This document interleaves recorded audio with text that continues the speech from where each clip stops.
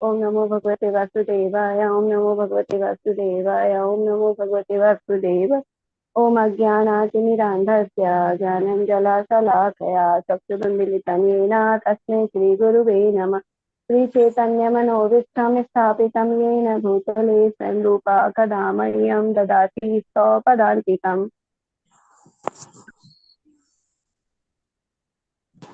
वन्देऽहं श्रीगुरु श्रीयुतपदकमलं श्रीवैष्णवांश्च श्रीरूपं साग्रजातं सखण्डगुणान्वितं तं सजीवं सावधैतं सावधूतं परिजनसहित कृष्णचैतन्यदेव श्रीराधाकृष्णपादां सहगणललिता श्रीविशाखाभितां च।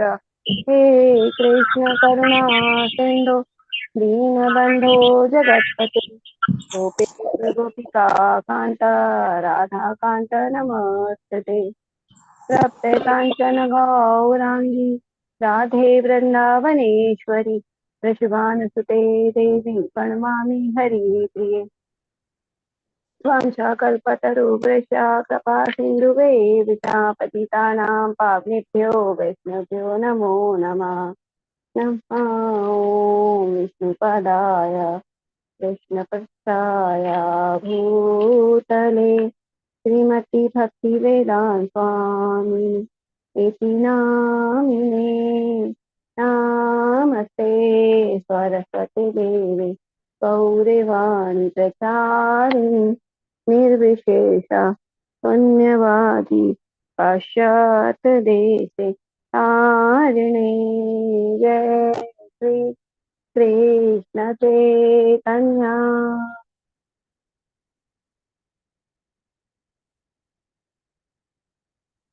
प्रभु नित्यानंद श्री अद्वैत गदाधर श्रीवासदि गौर भक्त वृंद। हरे कृष्ण कृष्ण कृष्ण हरे हरे हरे राम राम राम हरे हरे। हरे कृष्ण कृष्ण कृष्ण हरे हरे हरे राम राम राम हरे हरे। हरे कृष्ण कृष्ण कृष्ण हरे हरे हरे राम राम राम हरे हरे। हरे कृष्णा। आप सभी का आज के अध्याय में स्वागत है। आज का हमारा अध्याय है, आज हमारा अध्याय 14th अध्याय है, जिसका नाम है 3 गुण विभाग योग। और इसको एक और नाम है जिसका नाम है प्रकृति के 3 गुण। क्योंकि हम आज जो हमने अभी तक हम बार बार प्रकृति के 3 गुणों की हम चर्चा कर रहे थे, जो भगवान ने बीच बीच में हम जो बीच बीच के अध्याय में जब भी आ रहा था तो हमने कहा था कि ये पूरा एक इस चीज से पूरा एक अध्याय है जिसको भगवान ने बहुत ही अच्छे से समझाया है तीनों गुणों के बारे में। तो आज हम उसी अध्याय को जानेंगे। तो इस अध्याय में हम क्या देखेंगे, तो में हम जानते हैं। सबसे पहले मैं राधा गोविंद जी के चरणों में प्रणाम करती हूँ। सभी शिक्षा गुरु और दीक्षा गुरु को सादा नमस्कार करती हूँ। हमारे जो प्रभुपाद जी हैं, भक्ति वेदांत स्वामी जी, उनको साष्टांग दंडवत प्रणाम। और नाम निष्ठा प्रभु जी, हमारे जो ऑनलाइन क्लास के जो मैंगलुरु इस्कॉन मैंगलुरु के अध्यक्ष हैं और हमारी जो ऑनलाइन क्लास चल रही उनके जनक हैं, उनको भी मैं साष्टांग दंडवत प्रणाम करती हूँ। और आज का और सभी वैष्णव भक्तों को, आप सभी जो वैष्णव आज हमारी क्लास में उपस्थित है, सभी वैष्णव भक्तों को भी मैं सादर दंडवत प्रणाम करती हूँ। क्योंकि आप ही के कारण हमारा मनोबल बढ़ रहा है और हम इतने अच्छे से एक एक अध्याय को कंप्लीट कर रहे हैं। इस प्रकार हमने अभी तक 13 अध्याय हमने पूर्ण कर लिए हैं। तो आप सभी का बहुत बहुत दिल से धन्यवाद है। इसी प्रकार हमारे साथ बने रहिए और हमारा भी मनोबल बढ़ाते रहिए। तो आज के अध्याय में हम चलते हैं, जिसका नाम है प्रकृति के 3 गुण। तो आज के अध्याय में हम क्या जानेंगे? आज के अध्याय में हम जानेंगे कि प्रकृति के 3 गुण क्या है ना, प्रकृति के तीनों गुणों के लक्षण क्या है, और ये हमें कैसे बांधते हैं, है ना, ये जीवात्मा कैसे प्रकृति के 3 गुणों में बंध जाता है और किस गुण के क्या लक्षण है। क्योंकि अगर हमें पता चल जाएगा कि किस गुण के क्या लक्षण है और उसके हमको निकलने के अब मार्ग भी मिल जाएगा, तो हम कभी भी ये तीनों गुणों में नहीं फंसेंगे, है। क्योंकि अगर बीमारी का पता चल गया तो क्या होगा, इलाज भी शुरू हो जाएगा। कई बार होता है ना, हम इलाज करवाते हैं, जाते हैं, लेकिन क्या होता है, डॉक्टर बीमारी पकड़ ही नहीं पाते हैं और तरह तरह के टेस्ट भी बोलते हैं और तरह तरह की दवाइयां भी देते हैं, लेकिन हमको कोई आराम नहीं आता।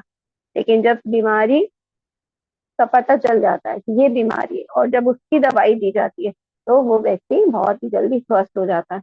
तो अब यहाँ पे इस अध्याय में हमें भगवान यही बताएंगे कि 3 गुण जो मनुष्य है वो 3 गुणों में बंध जाता है ना। वैसे तो जीवात्मा सभी बन जाती है, तो तीनों गुणों में कैसे बंध जाते हैं और ये 3 गुण क्या है और उसके लक्षण क्या है। क्योंकि यदि हमें 3 गुणों के लक्षण पता चल गए तो हम अपने आप को प्रयास करेंगे कि इन तीनों गुणों में हम जो उनके लक्षण है उससे हम दूर रख सके और हम तीनों गुण के भी ऊपर निकल सके, है ना। तो इसलिए अब यहाँ पे हम तीनों गुणों के बारे में बहुत ही विस्तार से जानेंगे। तो जो हमने कल 13वां अध्याय पढ़ा था, प्रकृति, पुरुष और चेतना, तो उसमें भी जो हमने मेन चीज देखी थी, वहां पे यही दिया था कि मनुष्य का जन्म क्यों होता है इस धरती पे, है ना। जीवात्मा क्यों आती है, क्योंकि वो क्या होती है, प्रकृति पे अपना स्वामित्व जताना चाहती है ना, प्रकृति पे प्रभुत्व जताना चाहती है। इस कारण वो प्रकृति के तीनों गुणों से बद्ध हो जाती है। तो जैसे ही मनुष्य जन्म लेता है प्रकृति में और वहां पे प्रकृति के तीनों गुणों से बद्ध हो जाता है। तो अब ये 3 गुण क्या है और ये कैसे हमें बांधेंगे, तो हम आज 14वें अध्याय में पढ़ते हैं, इसको अच्छे से जानने का प्रयास करते हैं। श्रीभगवानुवाच परं भूयः प्रवक्ष्यामि ज्ञानानां ज्ञानमुत्तमं यज्ञात्वा मुनयः सर्वे परां सिद्धिमितो गताः। श्री भगवान ने कहा, अब मैं तुमसे समस्त ज्ञानों के सर्वश्रेष्ठ इस परम ज्ञान को पुनः कहूंगा, जिसे जान लेने पर समस्त मुनियों ने परम सिद्धि प्राप्त की है। तो अब यहाँ पे भगवान क्या कह रहे हैं, देखिए पहले तो ये अध्याय भगवान के द्वारा प्रारंभ हुआ है, तो भगवान को कोटि कोटि प्रणाम। भगवान यहाँ पे अर्जुन के प्रश्न नहीं आने पे भी ये अध्याय भगवान के उत्तर से प्रारंभ हुआ है, तो ये हमारे लिए बहुत ही उपयोगी ज्ञान है, इसलिए भगवान ने ये अध्याय प्रारंभ हुआ है। और यहाँ भगवान ने कह भी दिया है कि ये जो ज्ञान है, अगर इसको तो भी जान लेता है ना, अगर मुनि ऋषि मुनि भी जान लेते हैं, तो उन्होंने भी इस ज्ञान को अच्छे से जान के, इस ज्ञान को ग्रहण करके और फिर इस ज्ञान को समझ के अपना जीवन में क्या किया, अपना क्या किया, विश्लेषण किया। मतलब हमें इस अध्याय को जानने के बाद क्या हुआ, अपना अपने आप को जानना पड़ेगा कि हम किस गुण में हैं। क्योंकि जब हम गुण के लक्षण जानेंगे तो हम अपने आप पे एक तरह से हम पता करेंगे कि हम किस गुण में हैं। और जब हमें पता चल जाएगा कि किस गुण में है, तो भगवान ने तीनों गुण से निकलने के लिए हमें मार्ग भी दिया। तो हम जब उस मार्ग पे चलेंगे तो हम तीनों गुणों से ऊपर आ जाएंगे। तो इसलिए भगवान कह रहे हैं कि ये ज्ञान समस्त ज्ञानों में सर्वश्रेष्ठ है और ये परम ज्ञान है। और मैंने पुनः कहूंगा, पुनः क्यों कहेंगे, क्योंकि भगवान हम अभी जब भगवत गीता प्रारंभ की थी तो हम सभी अध्याय में तीनों गुणों के बारे में थोड़ा थोड़ा जानते हुए आ रहे, तो अब यहाँ पे हमें विस्तार से समझाएंगे भगवान जी, है ना, तीनों गुणों के बारे में। और क्या बोले भगवान, इसे जान लेते समस्त मुनियों ने भी परम सिद्धि प्राप्त की। तो ऋषि मुनियों ने भी इनको जाना और इनका मतलब क्या, अनुसरण किया और अपने आप को तीनों गुणों में जो बंधने का भगवान ने मार्ग बताया उससे वो आगे निकल गए हैं। तो उस बंधने का जो मार्ग था उससे वो आगे निकल के वो परम सिद्धि को प्राप्त हुए ना। क्योंकि हमें मालूम है कौन सी चीज हमें बांधने वाली, तो हम अपने आप को बंधने नहीं देंगे ना। हम तो हर व्यक्ति अपने आप को स्वतंत्र चाहता है ना, कि हम स्वतंत्र रहे, किसी भी तरह का बंधन कोई व्यक्ति नहीं चाहता है। तो इसलिए वो व्यक्ति जो बंधनकारी जो हमारे पास लक्षण है, हम उन लक्षणों से दूर रहेंगे, तो हम तो क्या है, जीवात्मा परम सिद्धि को प्राप्त हो सकती है ना, प्राप्त कर सकती है। तो इस प्रकार भगवान ने ये पहला हमें श्लोक में हमें बताया है। 13वें अध्याय में ये स्पष्ट बताया कि प्रकृति की गुणों की संगति के फल स्वरूप ही जीव इस भौतिक जगत में बद्ध होता है। तो हमने 13वें अध्याय में जाना था कि प्रकृति के गुणों की संगति करते हैं ना, प्रकृति गुण संगोष्ठ उसमें था ना कि प्रकृति के गुणों का क्या भोग करता है मनुष्य, और क्या करता है, उन गुणों में बंध जाता है। तो इसी कारण वो भौतिक जगत में बच जाता है। अब इस अध्याय में भगवान स्वयं बताते हैं कि वे प्रकृति के गुण कौन कौन से हैं और वे किस प्रकार क्रिया करते हैं, ना किस तरह बांधते हैं, तो वो कार्य कैसे करते हैं। पहले तो गुण कौन कौन से हैं, फिर वो कैसे कार्य करते हैं, और फिर वो कैसे हमें बांध लेते हैं। तो हम इन सबको सभी को जानेंगे और किस प्रकार मोक्ष प्रदान करते हैं। तो अगर हमने जान लिया कि हमारे बंधन का कारण कौन से कार्य हैं, तो हम उन कार्य को नहीं करेंगे तो हम मोक्ष को प्रदान करेंगे। इस अध्याय में जिस ज्ञान का प्रकाश किया गया है, जिसे अन्य पूर्व अध्यायों में दिए गए ज्ञान से श्रेष्ठ बताया गया है। इस ज्ञान को प्राप्त करके अनेक मुनियों ने सिद्धि प्राप्त की है और वैकुंठ लोक के भागी हुए, क्योंकि ऋषि मुनियों में भी इस ज्ञान को समझा और अपने आप को मुक्त करने के लिए उन्होंने कार्य किया और वो वैकुंठ को लोक को गए। अब भगवान इसी ज्ञान को और अच्छे ढंग से बताने जा रहे हैं। ये ज्ञान अभी तक बताए गए समस्त ज्ञान योग से कहीं अधिक श्रेष्ठ है और इसे जान लेने पर अनेक लोगों को सिद्धि प्राप्त हुई है। तो यहाँ भगवान ने बता भी दिया कि जो इस ज्ञान को समझ लेते हैं, जो इस ज्ञान को ग्रहण कर लेते हैं और इस ज्ञान के ही बताए हुए मार्ग पे चलते हैं, है ना, तो फिर वो अपने आप को क्या करते हैं, अपने आप को ये माया से अपने आप को मुक्त कर लेते हैं और वो सिद्धि को प्राप्त करते हैं।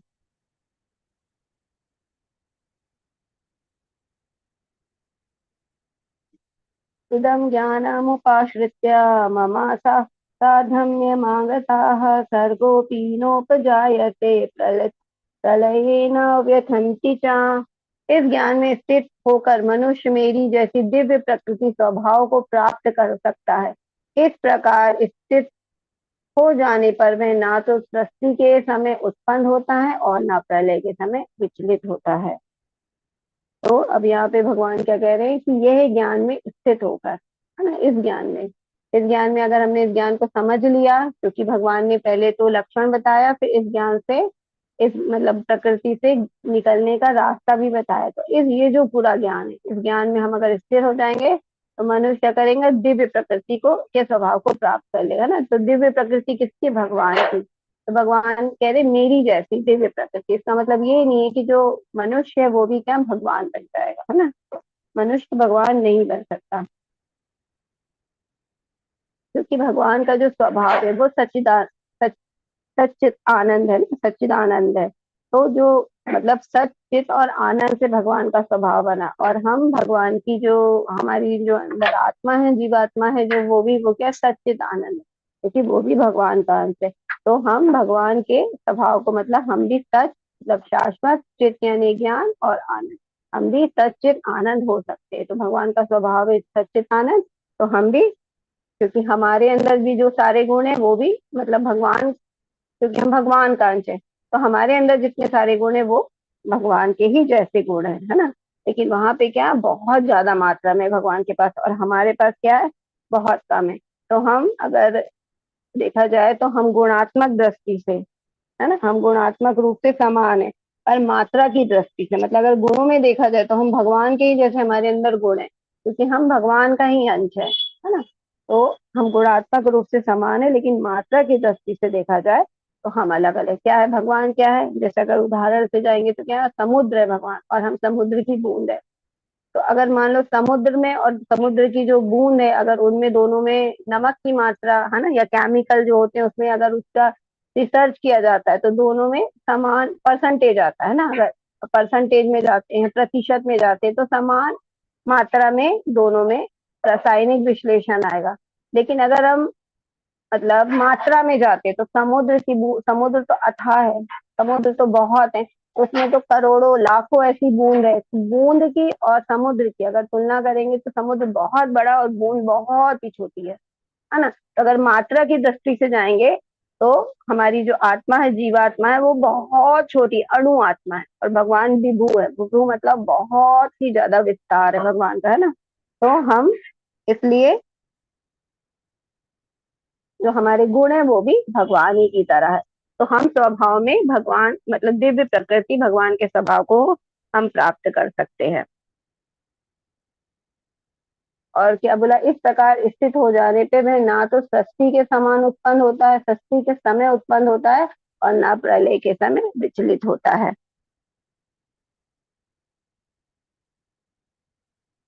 तो जैसे जब भी सृष्टि होती, हम जानते हैं ना, जब ब्रह्मा जी का, हमने जाना तो ब्रह्मा जी के दिन और रात होते, तो जब ब्रह्मा जी का दिन होता है तो ब्रह्मा जी क्या पूरी सृष्टि को उत्पन्न कर देते हैं, और जब ब्रह्मा जी की रात होती है तो वो पूरी सृष्टि को क्या समाप्त कर देते हैं। तो इस प्रकार प्रलय होता है। तो जो ज्ञान ले लिया भगवान के चित आनंद चित में आ गया ना, सच्चित आनंद की प्रवृत्ति को प्राप्त कर लिया है ना, तो वो कभी भी किसी भी स्थिति से वो विचलित नहीं होता है। तो यहाँ पे जो मानव का, जो जीवात्मा का स्वभाव है वो भी भगवान ही की तरह है। जैसे अगर हम और उदाहरण से जानेंगे तो जैसे सूर्य है, सूर्य हमेशा क्या तेजवान रहता है, लेकिन कभी बादलों में ढक जाता है तो उस समय दिखाई नहीं देता है, लेकिन सूर्य आकाश में होता है ना। तो इस प्रकार थोड़ी देर के लिए उसका तेज क्या हो गया, ढक गया है। तो इसी प्रकार हम तीनों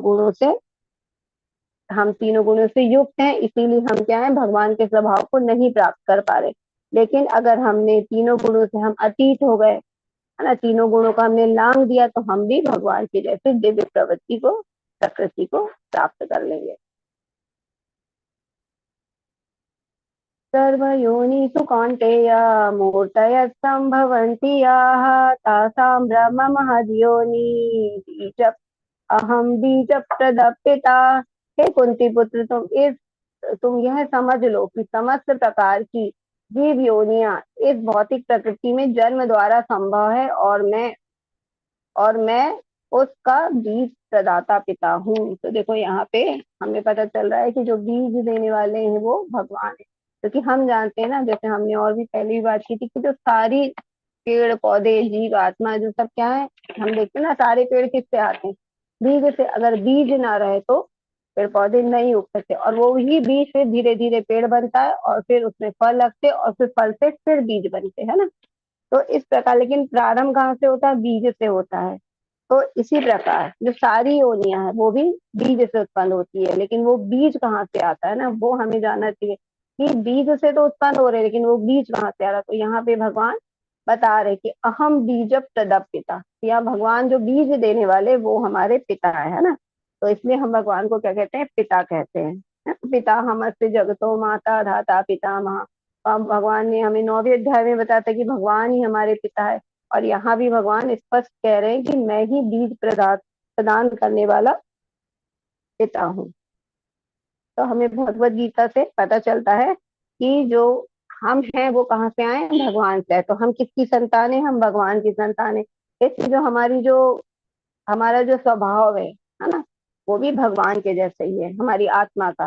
लेकिन हम क्या करते हैं, भौतिक प्रकृति में जन्म ले लेते हैं, और जन्म लेने के बाद क्या होते हैं, हम दूषित हो जाते हैं। जैसे बारिश की बूंद, हमने उदाहरण से समझा था कि जो बारिश की बूंद है जब वो गिरती तो अशुद्ध जल कहलाती है ना, एकदम शुद्ध होती है। लेकिन अगर वो किसी मिट्टी में गिरती है तो वो मिट्टी में धूल में मिलके वो धूमित हो जाती है, धूल से ही जैसा स्वभाव प्राप्त करती, तो वो क्या होती है, गंदी हो जाती है। तो इसी प्रकार है, हम लोग भी क्या है, हमारा जो हम भी जो है, मतलब जो जीवात्मा है वो भी कैसी है, भगवान की ही जैसी है ना। क्योंकि बीज कौन है ना, जैसे हम पिता देखते हैं ना, पुत्र पुत्र में ज्यादा माता पिता के ही गुण आते हैं। क्यों, क्योंकि उनकी उत्पत्ति माता पिता से हुई है। तो इसी प्रकार हमारी जो उत्पत्ति हुई है वो भगवान से हुई है, क्योंकि भगवान ही हमें हमें बीज प्रदान किया और हमारी उत्पत्ति हुई। तो हमारे अंदर भी भगवान जैसा ही स्वभाव है, भगवान जैसे ही गुण हमारे अंदर है।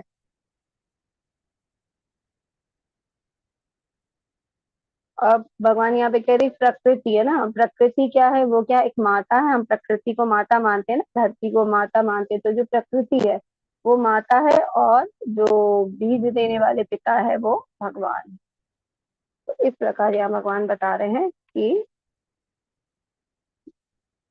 भगवान ही क्या है, हमें जन्म देते हैं। ये हम इतनी सारी योनियां देख रहे हैं पिक्चर में, वो है 84 लाख योनियां कहलाती हैं।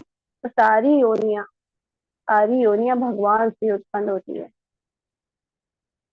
क्योंकि हमने देखा कि भगवान ही क्या है, जन्म देने वाले है ना। हमने देखा था आदि आदि सृष्टा, है ना। ब्रह्मा जी को क्या बोलते हैं, गौण सृष्टा।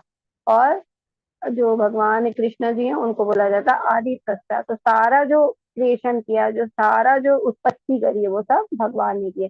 तो सब कुछ को जीवन दान देने वाले पिता हैं। कौन है वो, कृष्ण जी हैं। तो इसलिए यहाँ पे वही बात वो हमें बता रहे हैं कि ये सारी सृष्टि को बीज प्रदान करने वाला मैं ही पिता हूँ।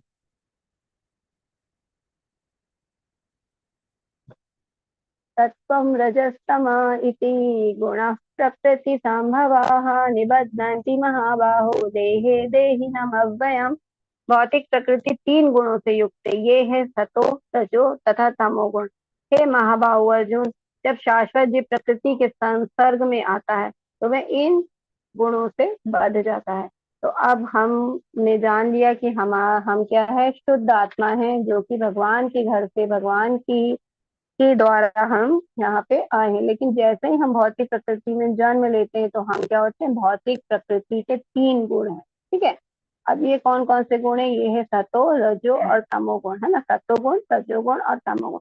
तो भगवान कह रहे हैं कि जब शाश्वत जीव, है ना, जो भगवान की ही तरह गुण है जिसके अंदर, जब वो जीव प्रकृति के संपर्क में आता है, जब आके यहाँ पे जन्म लेता है, तो वो इन तीनों गुणों से बध जाता है। ठीक है। तो हमें ये जानना है कि अब हमने ये जान लिया कि अगर हम तीनों गुणों में रह के कार्य करते हैं तो हम जो भी कार्य करते हैं वो क्या करते हैं, तीनों गुणों के अंतर्गत कार्य करते हैं। हमने जाना था अहंकार विमूढ़ आत्मा कर्तामिति हन्य से। तो आत्मा क्या अहंकार के कारण सोचती है कि सब कुछ मैं ही कर रही हूँ, लेकिन ये सब क्या है, तीनों गुण हमें करवाते हैं, है ना। अब कुछ लोग बोल सकते हैं कि फिर तो हम अगर कुछ गलत कार्य भी कर रहे हैं तो वो हमसे तीनों प्रकृति करवा रही है। तो क्योंकि मैं तो कुछ कार्य कर नहीं रहा हूँ, है ना, ये जो भी कार्य है वो मेरे से प्रकृति करवा रही है। तो अगर मेरे जो बुरे कर्म है, जो हम अभी पाप की बात कर रहे थे, विकर्म की बात कर रहे थे, तो ये भी कर्म भी हमें भौतिक प्रकृति करवा रही, क्योंकि सब कुछ क्या है, तीनों गुणों में ही बन के हम कर रहे हैं, है ना। तो ऐसा नहीं है, क्योंकि भगवान ने हमको तीसरे अध्याय में बताया था कि जो ये तीनों गुणा का, तीनों जो गुण है उसका चुनाव भी हम करते हैं। तो हमारे पास भगवान ने क्या है, स्वतंत्रता दी है ना। जब हम, अब जीव जीव शक्ति को क्या बोलता है, तटस्था शक्ति बोला जाता है। तो तटस्था शक्ति क्यों बोलते हैं, मतलब हम लोग तट पे खड़े हैं ना, एक तरफ पानी है और एक तरफ रेत है। अब हमारा हमारा डिसीजन रहेगा, है ना, कि हम किसको चुनते हैं, हम पानी की तरफ जाना चाहते हैं हम, या फिर रेत की तरफ। तो इसका हमें भगवान ने स्वतंत्रता दी है। तो जीवात्मा ऐसी जगह खड़ा है कि वो अध्यात्म जीवन को भी चुन सकता है और वो भौतिक जीवन को भी चुन सकता है ना। अब भगवान ने स्वतंत्रता क्यों दी है, ये भी लगेगा, मन में आएगा प्रश्न कि क्यों स्वतंत्रता दी है ना। जब हर चीज भगवान के कंट्रोल में है तो ये भी भगवान के कंट्रोल होना चाहिए। भगवान ने इसलिए हम लोग को स्वतंत्रता दी क्योंकि हम लोग क्या है, हमको उच्च बुद्धि दी है ना भगवान ने। हमने कल चेतना के स्तर देखे थे, तो तीन स्तर थे, वो भौतिक लेवल तक थे, है ना, लेकिन वो पक्षियों में होते हैं। तो उनके पास ये, उनको इतनी स्वतंत्रता नहीं होती, है ना, सिर्फ मनुष्य को स्वतंत्रता होती है। तो जो लेवल हमने विज्ञान में और ज्ञान आनंद में पढ़ा था, ये सिर्फ मनुष्य योनि को ही प्राप्त हो सकती है चेतना। तो भगवान ने हमें उच्च कोटि की चेतना दी है, मनुष्य योनि दी है। तो इसलिए भगवान हमें यहाँ पे हमें स्वतंत्रता है कि हम अपना स्वतंत्रता का चुनाव या तो भगवान की तरफ जाने में कर सकते हैं या भौतिक संसार की तरफ हम बढ़ सकते हैं। तो इसलिए ये जो हम जो पाप कर्म है उसके करने की स्वतंत्रता हमारे पास है, लेकिन ये तीनों गुण है उसको हम ही चुनाव करते हैं। तीनों गुण हमें बांधते, लेकिन हम जिस गुण का चुनाव करते हैं वो गुण हमें अपने लक्षणों से बांध लेता है। क्योंकि सरकार क्या नियम बनाती है और हमारा कर्तव्य होता है उन नियमों का पालन करना। लेकिन अगर हम नियमों का पालन करते हैं तो अच्छे से करते हैं तो प्रोत्साहन भी मिलता है, और अगर हम नियमों का पालन नहीं करते तो हमें जेल में डाल दिया जाता है। तो जेल भी किससे बनाई है, भगवान ने बनाया है ना, सरकार नहीं बनाई। तो इस प्रकार जो जो हम कहते हैं स्वर्ग और नर्क की बात करते थे, ये सब भगवान के द्वारा बनाया गया। ये सब हमारे कर्मों के हिसाब से हमें वहां पे भेजा जाता है, और ये हम खुद चुनाव करते तीनों गुणों में रहते कि हमें किससे बंधना है ना। तो इस प्रकार हमारी जो, हमारे पास भगवान ने स्वतंत्र इच्छा भी दी है। तो इसके कारण ही हम नियमों को सुनते हैं। जैसे अगर हम उदाहरण से समझेंगे तो जैसे एक बच्चा है, वहां देखेगा कि कोई खिलौने वाला आया उसकी है ना गली में, तो क्या करेगा, उसको उसके पीछे पीछे घूमेगा, तो जहां जहां वो जाएगा तो बच्चा भी वहीं वहीं जाएगा। तो इस प्रकार कह सकते हैं कि खिलौने वाला बच्चे को नचा रहा है ना, लेकिन खिलौने वाला तो अपना कार्य कर रहा है, तो बच्चा उसके पीछे नाच रहा है, तो बच्चा कह सकता है कि मैं तो इसके इनके द्वारा नचाया जा रहा हूँ, है ना। लेकिन इसी प्रकार क्या है, जो भौतिक संसार है भगवान ने बनाया है और भगवान ने सब चीज इसमें दी है। अब हमें चुनाव करना है कि हमें क्या करना है, हमें किस गुण को चुनना है, और हमें अपने अध्यात्म भगवान को चुनना है कि हमें माया को चुनना है। क्योंकि हमने जाना था ना, मनुष्य क्या होता है, दास होता है, उसका स्वभाव होता है कि वो दास है। या तो वो माया की, अगर वो भगवान का ही दास है अब स्वभाव से तो, लेकिन अगर वो भगवान के कार्य में, भगवान की सेवा में लगा रहेगा, है ना, भक्ति करेगा, तो वो क्या होगा, तीनों गुणों से ऊपर उठ जाएगा। लेकिन अगर वो भगवान की सेवा नहीं करेगा तो फिर क्या करेगा, वो माया की सेवा करेगा, क्योंकि उसका स्वभाव है वो किसी ना किसी की सेवा करेगा। फिर वो अपने घर वालों की सेवा करेगा, अपने बॉस की सेवा करेगा, है ना, अपनी खुद की सेवा करेगा, क्योंकि बहुत सारी चीज वो अपनी खुशी के लिए करेगा, तो कहीं ना कहीं वो क्या कर रहा है, अब सेवा ही कर रहा है। तो इसलिए हमें क्या करना चाहिए, हमारा जो स्वभाव है तो हमें भगवान की सेवा में अपने स्वभाव को लगाना चाहिए। क्योंकि जो बुद्धिमान होते हैं, हमने ये भी जाना था कि जो बुद्धिमान होते हैं वो क्या होते हैं, जो ज्ञानी होते हैं वो क्या होते हैं, ऐसे ऐसे तीन गुणों में नहीं फंसते, है ना।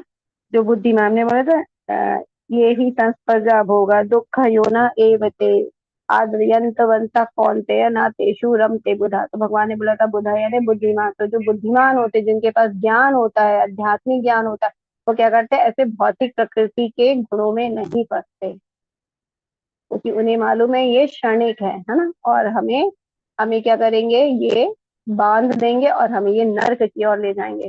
तो इसलिए हमें इन गुणों में नहीं बंधना। तो भगवान कह रहे कि जब शाश्वत जीव प्रकृति के संसर्ग में आता है तो इन गुणों से बंध जाता है। तो हम इस प्रकार तीनों गुणों में, जैसे यहाँ पिक्चर में देख रहे हैं कि जो मानव है उसको तीन देवियां नचा रही है, ये सतोगुण है, रजोगुण है और तमोगुण है, और इनके ऊपर भगवान, अगर व्यक्ति भगवान की शरण में जाता है तो ये तीनों गुणों से बच जाता है।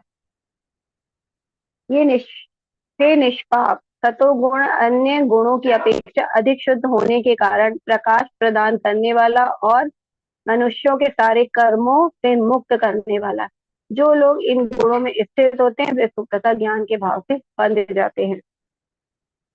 तो अब ये बहुत अच्छा श्लोक आ रहा है जिसमें भगवान तीनों गुणों के बारे में, नहीं, यहाँ पे भगवान सतो गुणों के बारे में बता रहे, क्योंकि अभी हमने तीनों गुणों के नाम जाने, अब तीनों गुणों के लक्षण जानते हैं। तो यहाँ पे भगवान सतो गुण का लक्षण बता रहे हैं। कह रहे हैं कि सतो गुण तो अन्य गुणों, मतलब जो दो और गुण है, रजोगुण और तमोगुण, उससे अधिक शुद्ध होता है। तो यहाँ पे क्या होता है, प्रकाश प्रदान करने वाला, क्योंकि यहाँ पे क्या होता है, जो भी व्यक्ति सतोगुणी व्यक्ति रहता है, जो सतोगुण में रहता है, वो क्या करता है, धर्म का पालन करता है ना, भगवत गीता भागवत स्वाध्याय करता है, और क्या करता है, ज्ञान प्राप्त करता है भगवान के बारे में, और अच्छा व्यवहार करता है सबके साथ, एकदम सौम्य, जो हमने जाने थे, तो वो ज्ञानी होता है। तो उसको ज्ञान होता है, जब वो ज्ञानी है तो उसको ज्ञान रहता है कि सारे कर्मों से कैसे, सारे पापों के कर्मों से वो कैसे मुक्त हो सकता है। के पास इतना ज्ञान होता है तो वो सारे पाप कर्मों से मुक्त हो जाता है। जो लोग इस गुण में स्थित हैं वे सुख और ज्ञान के भाव से बंध जाते हैं। तो क्या होता है, जब वो ज्ञान में है तो वो अधिक सुख का अनुभव करते हैं ना, पाप कर्म उसके आसपास, क्योंकि वो पाप कर्म कर नहीं रहे तो उनके आसपास पाप नहीं आता, तो वो सुख में रहते हैं। और वो ज्ञान के भाव में, क्योंकि ज्ञान है उनके पास, शाश्वत ज्ञान है, तो ज्ञान के भाव में। लेकिन क्या होता है, जब वो अत्यधिक सुख और अत्यधिक ज्ञान में रहते हैं तो वो क्या करते हैं, उसी में सुख अनुभव करते हैं ना, और आगे आगे जो तीनों गुणों से अपने आप को अतीत, है ना, तीनों गुणों से जो पार की अवस्था होती है उसको अतीत बोलते हैं। तो तीनों गुणों से अतीत होने का वो प्रयास अब नहीं कर रहे, उनको जब सुख मिलता है ना, हमको तो हम क्या उस स्थिति में रहना चाहते हैं ना। जब अच्छे दिन होते हैं हमको लगता है ये कभी ना जाए, कोई पल होता है हमारे पास जो हमें बहुत सुख देता है तो लगता है ये पल कभी खत्म ना। तो वो उसी ज्ञान और सुख में बने रहते हैं, और वो उस गुण से भी हटने के लिए, मतलब ऊपर जाने का प्रयास नहीं करते हैं, तो वो इसलिए सुख और ज्ञान के भाव से बंध जाते हैं। अब नीचे आते हैं, इसमें भगवान कहते हैं रजोगुण के बारे में बताया। हे कुंती पुत्र, रजोगुण की उत्पत्ति असीम आकांक्षा तथा तृष्णाओं से होती है और इसी के कारण ये देहधारी जीव सकाम कर्मों में बन जाते हैं। तो अब सकाम कर्म क्या है? तो सकाम कर्म के बारे में हमने जाना था कि उनकी क्या है, कुछ कार्य करते हैं, कुछ भी कार्य करे उसकी वो फल की इच्छा करते हैं ना, वो सकाम कर्म है। तो सकाम कर्म मतलब असीमित इच्छा, यहाँ पे लिखा है ना, तो वो असीमित उनकी इच्छाएं रहती, मतलब बहुत सारी इच्छाएं रहती जो कभी उनकी पूरी नहीं होती है। ठीक है ना, आज उनके मन में होता है ये चाहिए, ये मिल गया, फिर कल कुछ और चाहिए, फिर परसों कुछ और चाहिए ना। जैसे उदाहरण में, अगर किसी के पास घर ही नहीं है ना, किराए के मकान में रहता है, तो वो सोचेगा मेरे पास चाहे एक कमरे का घर हो, लेकिन भगवान एक कमरे का घर दिला दीजिए। फिर वो एक कमरे का घर आ गया तो वो संतुष्ट नहीं है, फिर कहेगा थोड़ा सा ये तो छोटा पड़ रहा है ना, थोड़ा बड़ा घर चाहिए। फिर बड़ा घर हो गया तो फिर उससे बड़ा, फिर लग्जरी हाउस, है ना। तो इस प्रकार उसकी तृष्णाएं कभी खत्म नहीं होगी, है ना। मोबाइल में भी हम देखते हैं कि जो मोबाइल है, जिसके पास नहीं है तो उसको मोबाइल चाहिए, फिर बोलेगा स्मार्ट चाहिए, फिर और अच्छा, और फीचर्स नए नए आते हैं तो उसकी इच्छाएं लेने के बाद भी कभी संतुष्ट नहीं रहता वो। तो जो रजोगुणी व्यक्ति है वो कभी भी संतुष्ट नहीं होता, उसकी जो इच्छाएं होती है वो असीमित इच्छाएं रहती है। एक पूरी होती है, क्योंकि हमने देखा था ना, जो इच्छाएं हमारी पूरी हो जाती तो हमें लोभ बढ़ता है ना। हमने काम तो वो ध्याय तो विषान पुरुष संगस्त्य सुपा जाए थे ना, हमने वो मतलब हमारे पूरे भगवत गीता में वो जो दो श्लोक पढ़े थे हमने, है ना, दूसरे अध्याय में 62 और 63, वो हमारे पूरे अध्याय में कार्य भी करते हैं। हमने देखा था ना, जो इच्छाएं रखते हैं तो इच्छाएं अगर पूरी हो गई तो क्या होता है, लोभ आता है। तो यहाँ पे यही लोभ की बात है, वो अपनी इच्छाएं पूरी करते जाते हैं और वो लोभ उनका बढ़ता जाता है ना, कभी भी वो संतुष्ट नहीं होते। जैसे धन है, धन थोड़ा है तो और इच्छा, फिर धन की तो कोई सीमा नहीं होती है तो वो और इच्छा, मतलब उनकी इच्छा बढ़ती जाती है। ये नहीं कि एक समय के बाद उनको लगे कि चलो अब हम सब पूर्वक जीवन जी रहे हैं, हम अध्यात्म की ओर जाए, या धन अगर हमारे पास ज्यादा है तो हम भगवान की सेवा में लगाए, है ना, भगवान से लगाए। तो ये नहीं, उनको अधिक से अधिक की इच्छा होती, तो उनके अंदर कभी भी संतुष्टि नहीं होती, हमेशा भोग करने की लालसा बनी रहती है। और उनके अंदर ये जैसे तृष्णा आ रहा है वर्ड ना, तृष्णाओं से होती, तो तृष्णाओं का मतलब होता है कि प्यासा, वो हमेशा प्यासे ही रहते हैं, मतलब कितना भी मिल जाए वो, लेकिन उनमें वो कभी भी तृप्ति नहीं होती, और आगे ना उनमें वो हमेशा अपने बराबरी के लोगों से प्रतियोगिताएं करते हैं ना, प्रतिस्पर्धाएं करते हैं। तो उनके अंदर प्रतिस्पर्धा की भावना होती है, और क्या करते हैं, वो किसी को आगे बढ़ने देना नहीं चाहते हैं, और सबको चाहते हैं कि सब कुछ मेरे नियंत्रण में रहे, सब मेरे ही बताए हुए रास्ते पे चले, या सब मेरे अनुसार ही सब लोग जीवन जिए। तो इस प्रकार उनके अंदर कभी भी संतुष्टि नहीं रहती, और वो क्या करते हैं, सबको अपना नियंत्रण, सब पे अपना नियंत्रण करना चाहते हैं। इस प्रकार जो रजोगुणी व्यक्ति होता है वो बहुत ही असीमित आकांक्षाएं और तृष्णाएं रहती है उसके अंदर, और इसी कारण वो देहधारी जीव सकाम कर्मों से बंध जाता है। इस प्रकार वो देह से, देह में तो आया है वो, और वो अपने सकाम कर्मों से मतलब अपनी इच्छाओं से बंधा रहता है, क्योंकि इच्छाएं उसकी कभी भी तृप्त नहीं होती है। हे भरत पुत्र, तुम जान लो कि अज्ञान से उत्पन्न तमोगुण समस्त देहधारी जीवों का मोह है। इस गुण के प्रतिफल पागलपन, प्रमाद, आलस्य तथा नींद है, जो बद्ध जीव को बांधते हैं। तो अब ये जो है तमोगुण, है ना, यहाँ तमोगुण की बात की जा रही है। तम का मतलब होता है अंधकार, है ना, अंधकार में। तो इस गुण में क्या होता है, इस गुण का क्या लक्षण है कि अज्ञान, है ना, अंधकार मतलब अज्ञान, व्यक्ति अज्ञानी है। क्योंकि अंधकार जो हमने देखा था ना, जहाँ सूर्य होते हैं वहां पे क्या होता, अंधकार नहीं होता। और सूर्य क्या है, ज्ञान, है ना, जहाँ ज्ञान है वहाँ अज्ञान नहीं रहता, जहाँ कृष्ण है वहां पे भी माया नहीं रहती।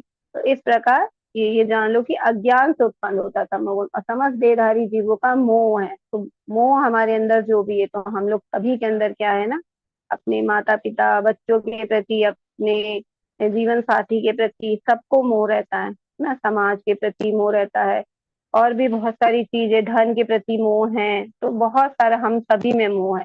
तो इस प्रकार हम भी तमोगुण में है ना। इस गुण के प्रतिफल पागलपन, पागलपन इसलिए क्योंकि उनको क्या करना है अपने जीवन में, क्या नहीं करना उन्हें पता ही नहीं है। और क्या ऐसे व्यक्ति करते ही नहीं है, मतलब उनमें योग्यता रहती है कार्य करने की, लेकिन वो करना ही नहीं चाहते क्योंकि बहुत ही वो आलसी होते हैं, है ना। नॉर्मल जो व्यक्ति सोते हैं, हम कहते हैं 8 घंटे की नींद, वो 11-12 घंटे सोते हैं क्योंकि उनका दिन 2-2 बजे होता है। बहुत सारे लोग हम देखते हैं ना 11 बजे, 2 बजे, तो ये सब क्या है, तमोगुणी लोग हैं। वो बहुत ज्यादा आलस में रहते हैं और वो कोई कार्य करना ही नहीं चाहते। जैसे हमने देखा कि जो सतोगुणी है वो क्या रहते हैं, वो संतुष्ट रहते हैं, है ना। संतुष्ट रहते हैं मतलब वो ज्ञान में रहते हैं और वो संतुष्ट रहते हैं। और जो रजोगुणी रहते हैं वो कम से कम कार्य करते हैं ना, उनमें अपनी इच्छाओं को प्राप्त करने के लिए बहुत अधिक क्षमता से अधिक कार्य करते हैं, दिन भर कार्यों में लगे रहते हैं ना। बहुत सारे लोग हम भौतिक दुनिया में देखते हैं जो वो दिन भर कार्यों में लगे, सुबह से जाएंगे रात में ना, सिर्फ हाँ धन धन धन कमाना है, तो वो दिन भर कार्य में लगे हैं। कम से कम वो कार्य तो कर रहे हैं ना, लेकिन तमोगुणी व्यक्ति कार्य ही नहीं करना चाहता। वो 24 घंटा नींद में आलस में रहता और वो हमेशा कार्य को टालता रहता है, कार्य करना ही नहीं चाहता है। आज का काम कल पे, कल का परसों पे, ऐसे बहुत सारे लोग होंगे ना जो वो टालते जाते हैं। तो इस प्रकार वो क्या होते हैं, पागलपन, आलस और नींद में होते हैं, जो बद्ध जीवन को बांधते हैं। जो तमोगुणी व्यक्ति होता है वो आलस में और नींद से बंधा हुआ रहता है और कुछ करना नहीं चाहता है। सपने बस देखते हैं ना, कुछ लोग होते हैं जो सपने तो देखते हैं लेकिन कभी उस सपनों को पूरा करने के लिए कार्य नहीं करते, क्योंकि हाँ अगर हम सपने देख रहे हैं तो उसको प्राप्त करने के लिए हमें कार्य भी करना पड़ता है। लेकिन तमोगुणी लोग सिर्फ प्लानिंग करते रहते हैं, लेकिन उस प्लानिंग को कभी फॉलो नहीं करते, कभी भी उस पे अमल नहीं करते और कभी भी उस रास्ते पे जो अपना लक्ष्य बनाया उस पे कभी चलते नहीं। सिर्फ वो एक तरह से बस बना के ही रख लेते हैं, लेकिन वो आलस के कारण वो कुछ भी करना नहीं चाहते हैं और कुछ करते भी नहीं। उनके अंदर प्रॉपर भगवान के द्वारा दी हुई योग्यता भी है, लेकिन फिर भी वो अपनी योग्यता का उपयोग नहीं करते, है ना? इस प्रकार तमोगुणी लोग होते हैं। तो इस प्रकार हमने सतोगुण और रजोगुण और तमोगुण के लक्षणों को जाना। अब हम ये कैसे हमें बांध लेते हैं ना उसके बारे में जानते हैं। सत्वम सुखे संजयति रज कर्मणि भारत ज्ञानमावृत्य तु तमः प्रमादे संजयत्युत। हे भरत पुत्र, सतोगुण मनुष्य को सुख से बांधता है, रजोगुण सकाम कर्म से बांधता है और तमोगुण मनुष्य के ज्ञान को ढककर उसे पागलपन से बांधता है।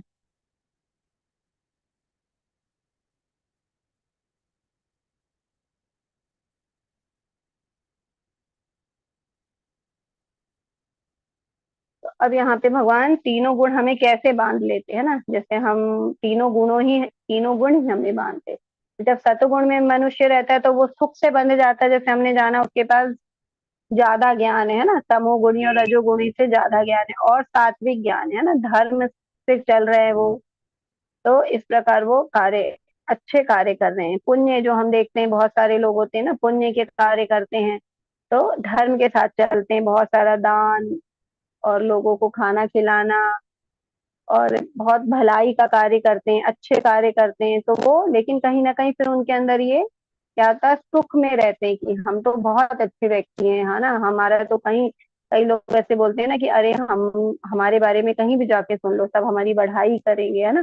तो इस तरह का जो भाव है, मतलब वो क्या है, वो कहीं ना कहीं क्या हो गया, अहंकार आ गया उनके अंदर इस चीज को लेके। और वो उस कंफर्ट जोन से बाहर ही नहीं जाना चाहते, क्योंकि अगर उसमें अच्छे कार्य कर रहे हैं तो हमें क्या करना, उसको गिनाना नहीं है कि हम अच्छे कार्य कर रहे हैं, है ना। हमें सिर्फ भगवान को समर्पित कर देना वो कार्य, क्योंकि ये जो भी चीज हमें मिली है वो भगवान की है और हम भगवान को ही क्या कर रहे हैं, अर्पित कर रहे हैं। तो हमें उसके सुख से नहीं बंधना है ना। तो वो जो सतुगुणी व्यक्ति रहता है उस सुख में, उस ज्ञान से बंध जाता है। रजोगुणी सकाम कर्मों से बन जाता है, क्योंकि वो अपनी इच्छाओं की पूर्ति के लिए ही दिन रात लगा रहता है और उसी में बंधा रहता है, उसी कार्य से बन के रह जाता है। और जो तमोगुणी मनुष्य है वो ज्ञान से ढककर उसे पागलपन से बांधता है। तो तमोगुणी व्यक्ति, क्योंकि उसके पास ज्ञान ही नहीं है कि क्या करना है क्या नहीं करना है, तो अपने जीवन में कैसे उन्नति करना है उसका ज्ञान ही नहीं है, तो वो क्या करता है, पागलपन से बंधा रहता है। इस प्रकार ये तीनों गुण हमें बांधते हैं, क्योंकि जो तीनों गुण होते हैं वो क्या है, एक हम अगर चैन समझे, है ना, एक रस्सी समझे, तो कई लोग, अब हम जाने कि सतोगुण सबसे श्रेष्ठ है, है, श्रेष्ठ है ये, लेकिन ये भी हमें बांध सकता है। अगर हम इसको उदाहरण से कैसे समझ सकते हैं कि तीन तरह की रस्सी है ना, एक सोने की जंजीर है, समझो चैन है, और एक चांदी की है, और एक किसकी है, एक है लोहे की। तो तीनों रस्सी, अगर हम किसी से पूछेंगे कि आप किससे बंधना चाहोगे, तो आप लोग किससे बंधना चाहेंगे बताइए? सोने की रस्सी से, चांदी की रस्सी से, कि लोहे की जंजीर से? किससे बनना चाहेंगे आप? चैट में डाल सकते हैं आप जवाब।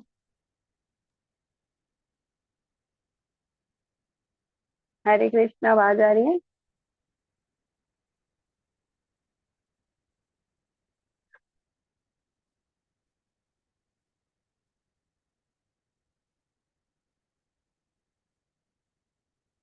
हरे कृष्णा। ये मैं बता देती हूँ कि हम, चाहे हमें सोने की जंजीर बांधे, चाहे चांदी की, चाहे लोहे की, है ना, प्रभु जी कह रहे गोल्ड की रस्सी से, है ना, लेकिन प्रभु जी रस्सी से बंधना ही क्यों? क्योंकि ठीक है, सोना हमें कितना सुख देगा, लेकिन अगर हम स्वतंत्र है तो वो तो सोना भी हमें हमें सुख नहीं दे सकता ना, क्योंकि हम तो स्वतंत्र रहना चाहते हैं। हमें किसी, कोई भी हमें अपने नियमों से भी बांधता है तो भी हम बंध के नहीं रहना चाहते ना। तो हम लोग क्या, मनुष्य प्राणी क्या स्वतंत्र रहना चाहता है? हर कोई स्वतंत्र रहना चाहता है ना। जो जानवर को भी हम देखते हैं जो बांधते हैं, लेकिन जब हम उन्हें स्वतंत्र छोड़ते हैं तो वो सबसे ज्यादा प्रसन्न रहते हैं उस समय ना। तो सबको एक स्वतंत्र रहना चाहते हैं। तो ये जो तीनों गुण है वो तीनों रस्सी की तरह है ना, सोने की चाहे रस्सी हो, चाहे वो चांदी की हो, चाहे वो लोहे की, लेकिन तीनों रस्सी हमें बांधती ही है। तो हमें तीनों ही रस्सी में नहीं बंध, तो इसलिए अब हमें यहाँ पे लक्षण बता दिए हैं, और कैसे हमें बांधते हैं उसके बारे में भगवान यहाँ पे ज्ञान दे रहा है। लेकिन अब कैसे इनसे मुक्त होना है ना, उसका भी ज्ञान हमें भगवान इसी अध्याय से हमें प्राप्त होगा। हे भरत पुत्र, कभी कभी सतोगुण, रजोगुण तथा तमोगुण को परास्त करके प्रधान बन जाता है। तो कभी सतोगुण, तो कभी रजोगुण सतो तथा तमोगुण को परास्त कर देता, और कभी ऐसा होता है कि तमोगुण सतोगुण तथा रजोगुण को परास्त कर देता है। इस प्रकार सृष्टि के लिए निरंतर स्पर्धा चलती रहती है। तो अब हमें सोचना है कि ये तीनों गुण हम पे कार्य कैसे करते हैं ना। तो यहाँ पे भगवान के गुण हम पे कैसे कार्य करते हैं वो हमें बताया गया। जैसे हम लोग देखते हैं ना कि हम सवेरे सवेरे जब उठते हैं, मंगल आरती करते हैं, और जब हम माला जप करते हैं तो हम क्या सतोगुण में रहते हैं। उसके बाद क्या होता है, उसके बाद थोड़े जब 9-10 बजते हैं दोपहर के, तो क्या होता है, हम लोग तमो मतलब रजोगुण में आ जाते हैं, क्योंकि सबको ऑफिस जाना है, सब अपने अपने कार्य में लग जाते हैं, है ना, भौतिक कार्यों में। तो सब अपने अपने कार्य में चलेगा और दिन रात उसी में रहते हैं ना, मतलब बहुत समय तक। तो वो रजोगुण हो गया। और रात के 9 बजे के बाद जो होता है वो तमोगुण होता है। शाम में 3 गुण कार्य करते हैं, हम लोग भी क्या है, 3 गुण में कार्य करते हैं। और हमारे साथ क्या होता है, हम सुबह सतोगुण में रहे, फिर रजोगुण में रात को, इसलिए रात को 9 बजे इसलिए भक्तों को कहा जाता है क्योंकि उस समय क्या होता है, 9 बजे के बाद तमोगुण कार्य फील हो जाता है। तो अगर हम सो जाएंगे और सवेरे फिर हमें जल्दी उठना है भक्तों को 4 बजे, फिर वो सतो में ज्यादा रहेंगे ना, तमोगुण का उनका नहीं था। जैसे दिनचर्या में भी देखें तो टाइम के अनुसार हो गया, लेकिन हम कार्य के अनुसार भी देख सकते हैं कि हम होता है कभी कभी। तो मैंने बोला गुस्सा आ गया था, तो चले अगर हम कर रहे हैं, लेकिन हम क्या करके चिंता है, खाना बनाना है ना, ऑफिस जाना है, अभी ये कार्य वो कार्य, तो हम बता सकते हैं, तो हम लिखा है, लेकिन हम लोग उस समय रजोगुण में आ गए। तो हमारे साथ भी होता है कि हम समय समय में हमारे ऊपर तीनों गुण हावी रहते हैं।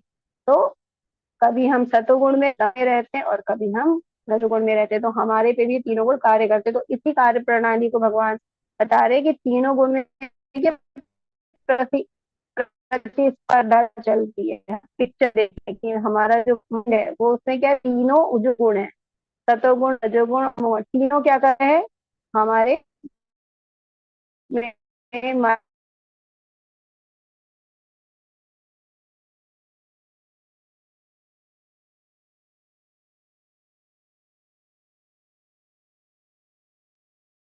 हरे कृष्ण माता जी, पीपीटी दिख रही है क्या?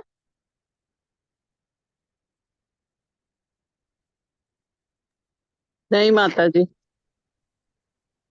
ये कुछ नेट इशू हुआ माता जी। हम्म। चलिए कोई बात नहीं, कोई बात नहीं, फिर से मैं हरे किसी कृष्णा चेक माता जी करती की आवाज भी बहुत कट जा रही है, ठीक से सुनाई भी नहीं दे रहा।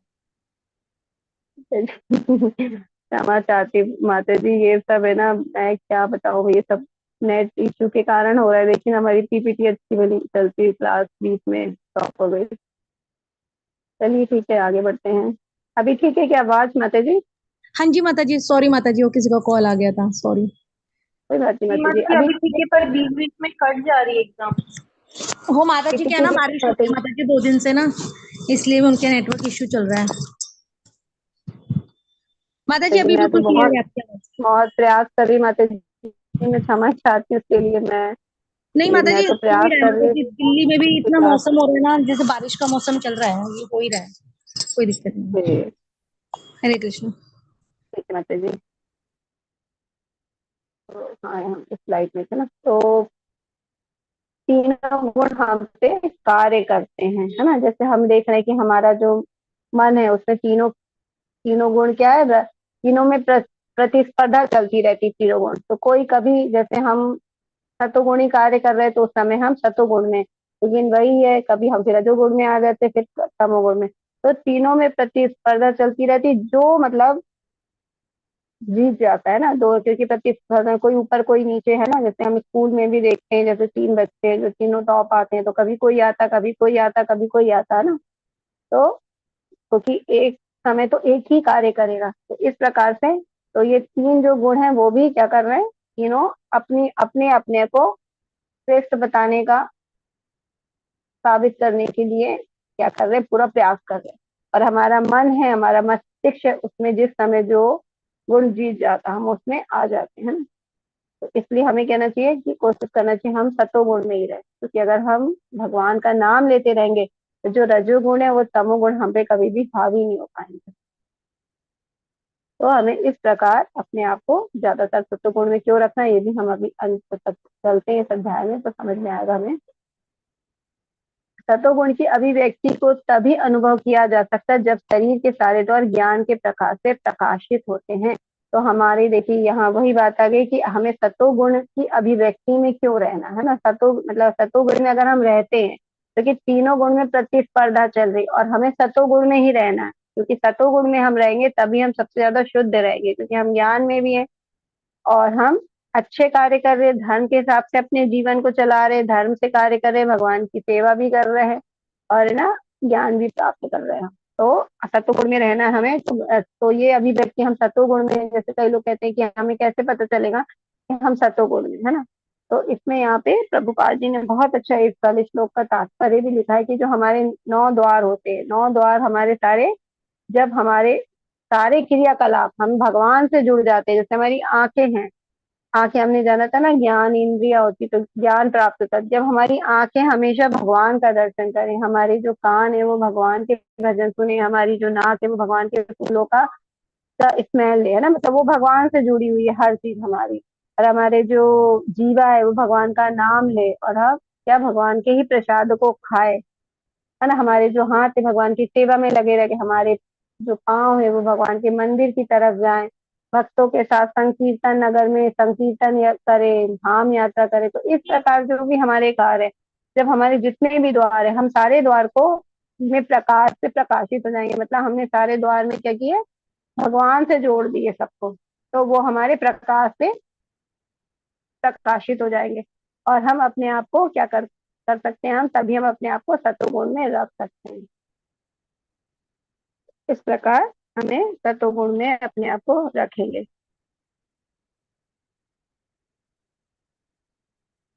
और हमने दूसरे अध्याय में भी जाना था ना, या निशा सर्वभूतानां तस्या जागृति संयमी, तस्याहं जागृति भूतानि सा निशा पश्यतो मुने। तो जो सतोगुण में रहते हैं साधु, वो क्या करते हैं, वो उनके जागने का भी समय अलग होता है और सोने का भी, है ना उनका, क्योंकि वो भक्ति में रहते हैं, वो सतोगुण में अपने आप को रखते हैं। सुबह जल्दी उठते हैं, 4:30 बजे उठते हैं ना, भक्त 4 बजे उठते हैं ताकि 4:30 बजे वो मंगल आरती कर सके। तो इस प्रकार वो अपने जो है कार्यकलाप को क्या करते हैं, भगवान से जोड़ते हैं, और सारे कार्य वो भगवान के लिए करते हैं। तो जब भगवान के लिए करेंगे तो वो उनके सारे जो द्वार है वो भगवान के प्रकाश से प्रकाशित हो जाएंगे और वो सतोगुण में ही बने रहेंगे। तभी वो सतोगुण का अनुभव कर सकते हैं। तो वही है जो कहते हैं हम सतोगुण में कैसे रहे, अगर उनके अंदर ये इच्छा है कि उनके सारे जो इंद्रियां हैं वो सिर्फ भगवान की सेवा में लगी है ना, तो वो अपने आप को सतोगुणी समझे। हे भरतवंशियों में प्रमुख, जब रजोगुण में वृद्धि हो जाती है तो अत्यधिक आसक्ति, सकाम कर्म, गहन उद्यम तथा अनियंत्रित इच्छा एवं लालसा के लक्षण प्रकट होते हैं। तो यहाँ पे भगवान क्या बोल रहे हैं, अभी भगवान ने बताया रजोगुण में क्या होता है, अब तमोगुण के बारे में बता रहे हैं कि जब अगर सॉरी रजोगुण के बारे में बता रहे हैं, पहले हमने सतोगुण के बारे में जाना, अब यहाँ पे रजोगुण के बारे में जा रहे हैं। तो भगवान बता रहे हैं कि जब हम रजोगुण में रहते तो हमारे अंदर जो जब रजोगुण बढ़ जाता है तो हम क्या करते हैं, अत्यधिक आसक्ति है ना, जो हम परिवार की, धन में, और जो इंद्रियां हमारी भोग में लग जाती है, ज्यादा से ज्यादा हर चीज की लालसा, ज्यादा से ज्यादा खाने की, ज्यादा से ज्यादा हमें टेस्ट चाहिए, ज्यादा से ज्यादा हमें सुंदर भौतिक चीजों को देखने की आसक्ति हो जाती है, और जो भी इच्छा हमारी मतलब वो अत्यधिक हो जाती है और भौतिक से जुड़ जाती है, मतलब भगवान के लिए नहीं जुड़ रही है। जो है ना, हो सकता है कई भक्त में तो रहती है इच्छा कि हम ज्यादा से ज्यादा सेवा करें, तो वहां पे नहीं, भगवान से आसक्ति नहीं है, यहाँ वो भौतिक संसार से आसक्त है ना, अत्यधिक आसक्ति होती है, काम कर्म कर रहे हैं, मतलब अपनी इच्छाओं की पूर्ति में लगे हुए, और गहन उसका मतलब बहुत ज्यादा वो कठिन परिश्रम कर रहे हैं। क्यों? क्योंकि कठिन परिश्रम करेंगे तभी ज्यादा धन प्राप्त होगा, और ज्यादा धन उनको, धन की बहुत ज्यादा धन की लालसा लगी रहती है, क्योंकि धन से क्या करते हैं वो सुख को है ना, भौतिक सुख को खरीद सकते हैं ना, अध्यात्म सुख तो जिनके पास पैसा नहीं वो भी ले सकते हैं, लेकिन जो भौतिक सुख है उसके लिए धन की आवश्यकता होती है। तो वो गहन उद्गम मतलब बहुत ही ज्यादा अपने आप को, बहुत ज्यादा पैसा कमाने में अपने आप को लगा देते हैं, क्योंकि उस पैसे से भी वो भौतिक भोग करना चाहते हैं तथा अनियंत्रित इच्छाएं, क्योंकि उनकी इच्छाएं कभी पूर्ति नहीं होती, संतुष्ट ही नहीं रहते, है ना। तो वो इच्छाएं उनकी एक पूरी होने के बाद दूसरी आती है, दूसरी होने के बाद तीसरी आती है, तो इस प्रकार उनकी लालसाएं बढ़ती जाती है, और लालसा के लक्षण प्रकट होते हैं, मतलब बहुत ही वो लोभी बन जाते हैं, है ना? लालची रहते हैं, हर चीज को प्राप्त करने के लिए लगे ही रहते हैं ना, जैसे हम यहाँ पिक्चर में देख रहे हैं कि धन के प्रति बहुत अधिक आसक्ति हो जाए, है ना, और स्त्री के प्रति कई लोग की बहुत ज्यादा आसक्ति होती है, और भौतिक है ना, जैसे बहुत अभी बच्चे हम देख रहे हैं बहुत ज्यादा उनको क्या की आसक्ति, दिन भर मोबाइल की, है ना, तो ये भी जो आसक्ति, क्योंकि मोबाइल भी भौतिक है, तो ये सब चीजों की भी आसक्ति क्या है, ये सब है जो हमें रजोगुण की तरफ संकेत देती है। अगर हमारे अंदर किसी भौतिक सुख के लिए बहुत ज्यादा आसक्ति हमारे अंदर उत्पन्न हो रही है तो हम लोग रजोगुण में हैं। वैसे तो कहते हैं ज्यादातर सब रजो ही गुण में है, ज्यादातर लोग, लेकिन हमें रजोगुण के बारे में लक्षण पता हो तो हमें यहाँ से निकलने का प्रयास करना चाहिए, है ना। क्योंकि हमने ये भी जाना कि जैसे मोबाइल के बारे में हमने बोला, मोबाइल भौतिक है, लेकिन कोई भी भौतिक चीज है, लेकिन अगर हम उसको क्या करते हैं, भगवान से जोड़ देते हैं ना, हमने ये भी पढ़ा था पिछले अध्याय में, है ना, कृष्ण भावना भावित कर्म में जाना था कि अगर हमारी बहुत कोई भी भौतिक चीज है ना, उसको हम अगर भगवान की सेवा में लगा देते हैं, जैसे अभी हम यहाँ मोबाइल को लगा रखे भगवान की सेवा में, है ना, भगवत गीता के ज्ञान को जान रहे, भगवान के द्वारा बोले गए गीत को जान रहे, तो ये हम मतलब हम अभी क्या है, अभी हम ये कक्षा कर रहे हैं तो अभी हम सतोगुण में, क्योंकि हम भगवान के बारे में ज्ञान प्राप्त कर रहे हैं ना, ज्ञान ले रहे हैं हम, तो आध्यात्मिक ज्ञान ज्ञान है, तो अभी हम सतोगुण में, है ना। लेकिन फिर भी हो सकता है बहुत लोगों के चिंता होगी कि हमें खाना बनाना है ना, मेहमान आने वाले हैं, तो अगर भौतिक चिंता है क्लास सुनते भी तो मतलब वो रजोगुण है। इस प्रकार हम अपने आप को समझ सकते हैं कि हम किस गुण में, और हमें सबसे पहले अपने आप को यही पता करना है कि हम किस गुण में अभी हैं।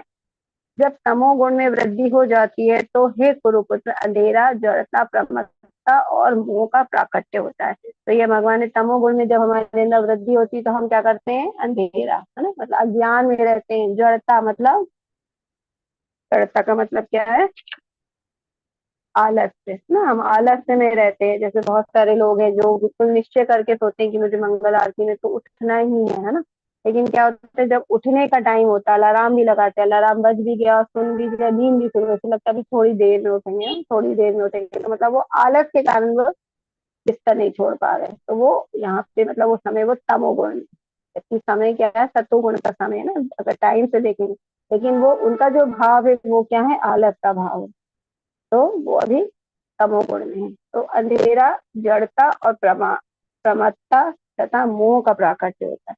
समझता यानी पागलपन। पागलपन मतलब उसको समझ में नहीं आ रहा, जैसे हम पिक्चर में देख रहे हैं कि देखिए जीवन, मनुष्य जीवन बहुत कुछ कर सकता है, लेकिन वो फिर भी क्या कर रहे हैं, ड्रग्स ले रहे हैं ना। बहुत सारे लोगों को इसके परिणाम ही मालूम होते, फिर भी वो इतना उसमें लिप्त हो जाते हैं कि वो ड्रग्स लेना छोड़ते ही नहीं, तो वो क्या हो गए, एडिक्ट हो। तो जो एडिक्ट होते हैं किसी नशे में, ये तो एक ड्रग्स है और नशीली पदार्थ है, और कई लोग तो भौतिक सुख के लिए बहुत ज्यादा नशे में रहते कि वो मतलब इतने एडिक्ट हो जाते हैं उस चीज से, है ना। तो वो भी अगर वो ऐसा कोई बहुत ज्यादा किसी भी चीज का हमें बहुत ज्यादा अटैचमेंट है, बहुत ज्यादा हम असक्त है उससे और एडिक्ट हो चुके कि उसके बिना हम नहीं रह सकते हैं ना, भौतिक चीज है, तो वो कुल मिला के हमको बता रहा है कि हम तमोगुण में हैं, हमारे अंदर तमोगुण की वृद्धि हो गई है। इस प्रकार यहाँ पे भगवान ने तीनों गुण के बारे में बताया कि तीनों गुण में अगर वृद्धि होती है तो हमारे अंदर कौन से लक्षण प्रकट होते हैं। अब भगवान यहाँ पे हमें तीनों गुणों के बारे में बताया। अब हम अगर तीनों गुण में मर जाते हैं, मतलब हम किस गुण में रहते हैं मृत्यु के समय, तो हमें कौन सा स्थान प्राप्त होता है ना। हम भगवत प्राप्ति की बात करते हैं, भगवत धाम की बात करते हैं, तो हम अगर किस गुण में रहेंगे तो हम किस गंतव्य को प्राप्त करेंगे। भगवान यहाँ पे अब ये ज्ञान हमें देने वाले हैं। जब कोई सतोगुण में मर जाता है तो वे शुद्ध उच्च ग्रहों की ओर जाता है। तो सतोगुण में मरता है तो सतोगुण में क्यों वो उच्च ग्रह की ओर जाता है, तो हमने जैसे जाना वो क्या करता है, अच्छे कार्य करता है ना। सकाम सॉरी, वो क्या करता है, पुण्य के कार्य करता है। भूखों को खाना खिलाना, धर्म से युक्त अपने जीवन को जीना, अध्यात्म की ओर भी जुड़ा रहता है, उसके भी कार्य करना, उस ज्ञान भी हासिल प्राप्त करता है।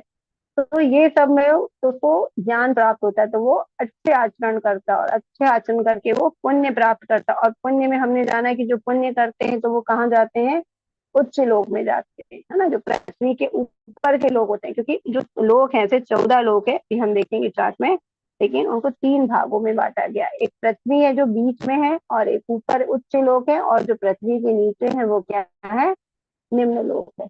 तो जो निम्न लोक है वो क्या होते हैं, पशु योनियन, जो गलत कार्य करते हैं, पाप करते हैं, वो निम्न योनि में जाते हैं, जो अच्छे कार्य करते हैं वो उच्च योनि में जाते हैं, और जो अपनी इच्छाओं की पूर्ति करते रहते हैं वो क्या होते हैं, वो धरती पे रहते हैं। अभी इसको भी हम जानते हैं। तो ये यहाँ पे सतोगुण के बारे में बताया कि जो सतोगुण में रह के किसी की मृत्यु हो जाती है, मृत्यु के समय वो सतोगुण में रहता है, तो वो उच्च ग्रहों की ओर जाता है, क्योंकि उसने बहुत ही अपने क्या है, सत्वगुण में रहने के कारण उसने पुण्य अर्जित कर लिया, और पुण्य होने के बाद क्या होता है, वो कभी देवता के लोक में जा सकता है और उच्च लोक में जाता है, स्वर्ग भोगने के लिए जाता है ना। और स्वर्ग भोगने के बाद हमने ये भी जाना कि जब वो उच्च लोक में जाता है लेकिन उसके पुण्य समाप्त होते हैं, तो क्या होता है, वो फिर नीचे वापस धरती में आ जाता है, जन्म लेता है।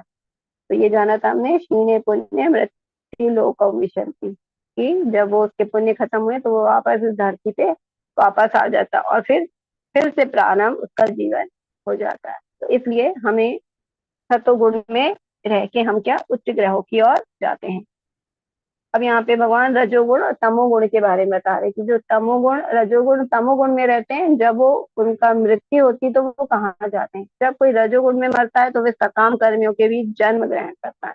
तो यहाँ हमें जानना चाहिए कि रजोगुण वाला व्यक्ति सकाम कर्मियों के बीच में जन्म क्यों लेता है ना। यहाँ पे भगवान ने बोला कि उसने जन्म लेता क्यों लेता है, क्योंकि क्या है, उसके अंदर असीमित इच्छाएं। रजोगुण का लक्षण क्या है, असीमित इच्छा है, और उसको प्राप्त करने के लिए क्या करता है, वो हमेशा कार्य में ही लगा रहता है। और कैसे कार्य, वो भौतिक कार्य। तो जब उसकी मृत्यु आती है तो उसकी इच्छाएं तब भी खत्म नहीं होती, उसकी इच्छाएं अभी भी उसी कार्य को करते रहने की होती है ना। जैसे मान लीजिए एक वैज्ञानिक से पूछेंगे कि अगले जन्म में आप क्या बनना चाहेंगे, है ना, मृत्यु के बाद तो बोलेगा हम अभी भी वैज्ञानिक ही बनना चाहते हैं, क्योंकि जो हमारी शोध कार्य रह गए हम करना चाहते हैं।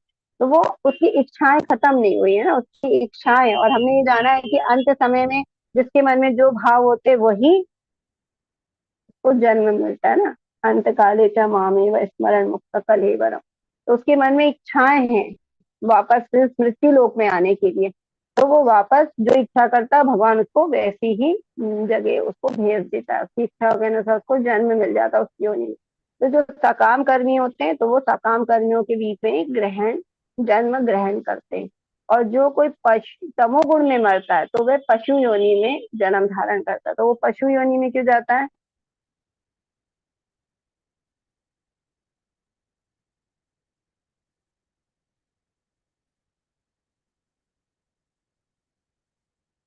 क्योंकि वो पशुओं जैसे हरे आचरण कृष्णा माता जी। करता है। जी माता जी, हरे कृष्णा। बताएंगे आप, तमोगुणी व्यक्ति मरने के बाद पशु योनि में क्यों जन्म ग्रहण करता है? क्योंकि उसने अपना सारा जीवन उसी गुण में बिताया है और उसका आचरण भी वैसा ही तमोगुणी जैसा ही होता है, इसीलिए। जी माता, माता जी धन्यवाद, बहुत अच्छा। क्योंकि वो व्यक्ति ने पशु जैसा ही जीवन बिताया ना, पशुओं को खाया है, तो जब पशुओं को खाया है तो वो पशु जैसा ही बनेगा ना, क्योंकि हमने जाना है ये कि पशुओं को खाएंगे तो हम जिस पशु को खाएंगे हमें वैसी योनि प्राप्त होगी। और यहाँ पे एक चीज और है, क्योंकि वो अज्ञानता में रहता, उसके पास ज्ञान ही नहीं है, अज्ञानता में रहता और अपने जीवन को कैसे बिताता, आहार निद्रा भय में। तो हमने जाना था, ये श्लोक में भगवान ने बताया है कि जो केवल खाने सोने भय से अपनी रक्षा करने और जो संतान उत्पत्ति करने, इसी में जो मनुष्य लगा रहता है वो क्या है, पशु के समान है। क्योंकि ये चारों चीज पशुओं में भी होती है और मनुष्यों में भी होती है।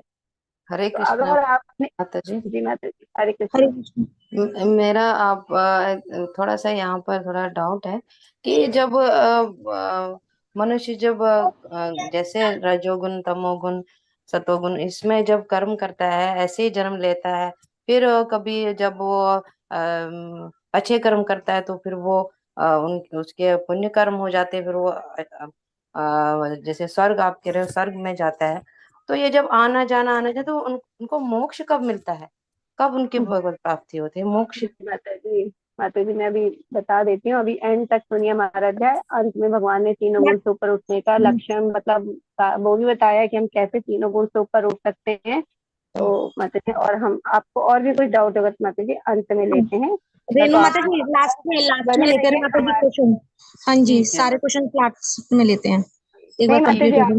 आपका जो ये डाउट है ना, ये अंत तक आप बने रहिए हमारे साथ, तो आपका ये ठीक क्वेश्चन अंत तक आते आते ही क्वेश्चन आपका बचेगा ही नहीं। ठीक है। चिंता मत करिए, क्योंकि इसमें भगवान ने जब ये तीनों गुणों की विवेचना की है तो तीनों गुणों से निकलने का रास्ता भी बताया है। ठीक ठीक है है मैम। माता जी, हरे धन्यवाद कृष्ण। आपका, बहुत बहुत धन्यवाद। हरे कृष्णा।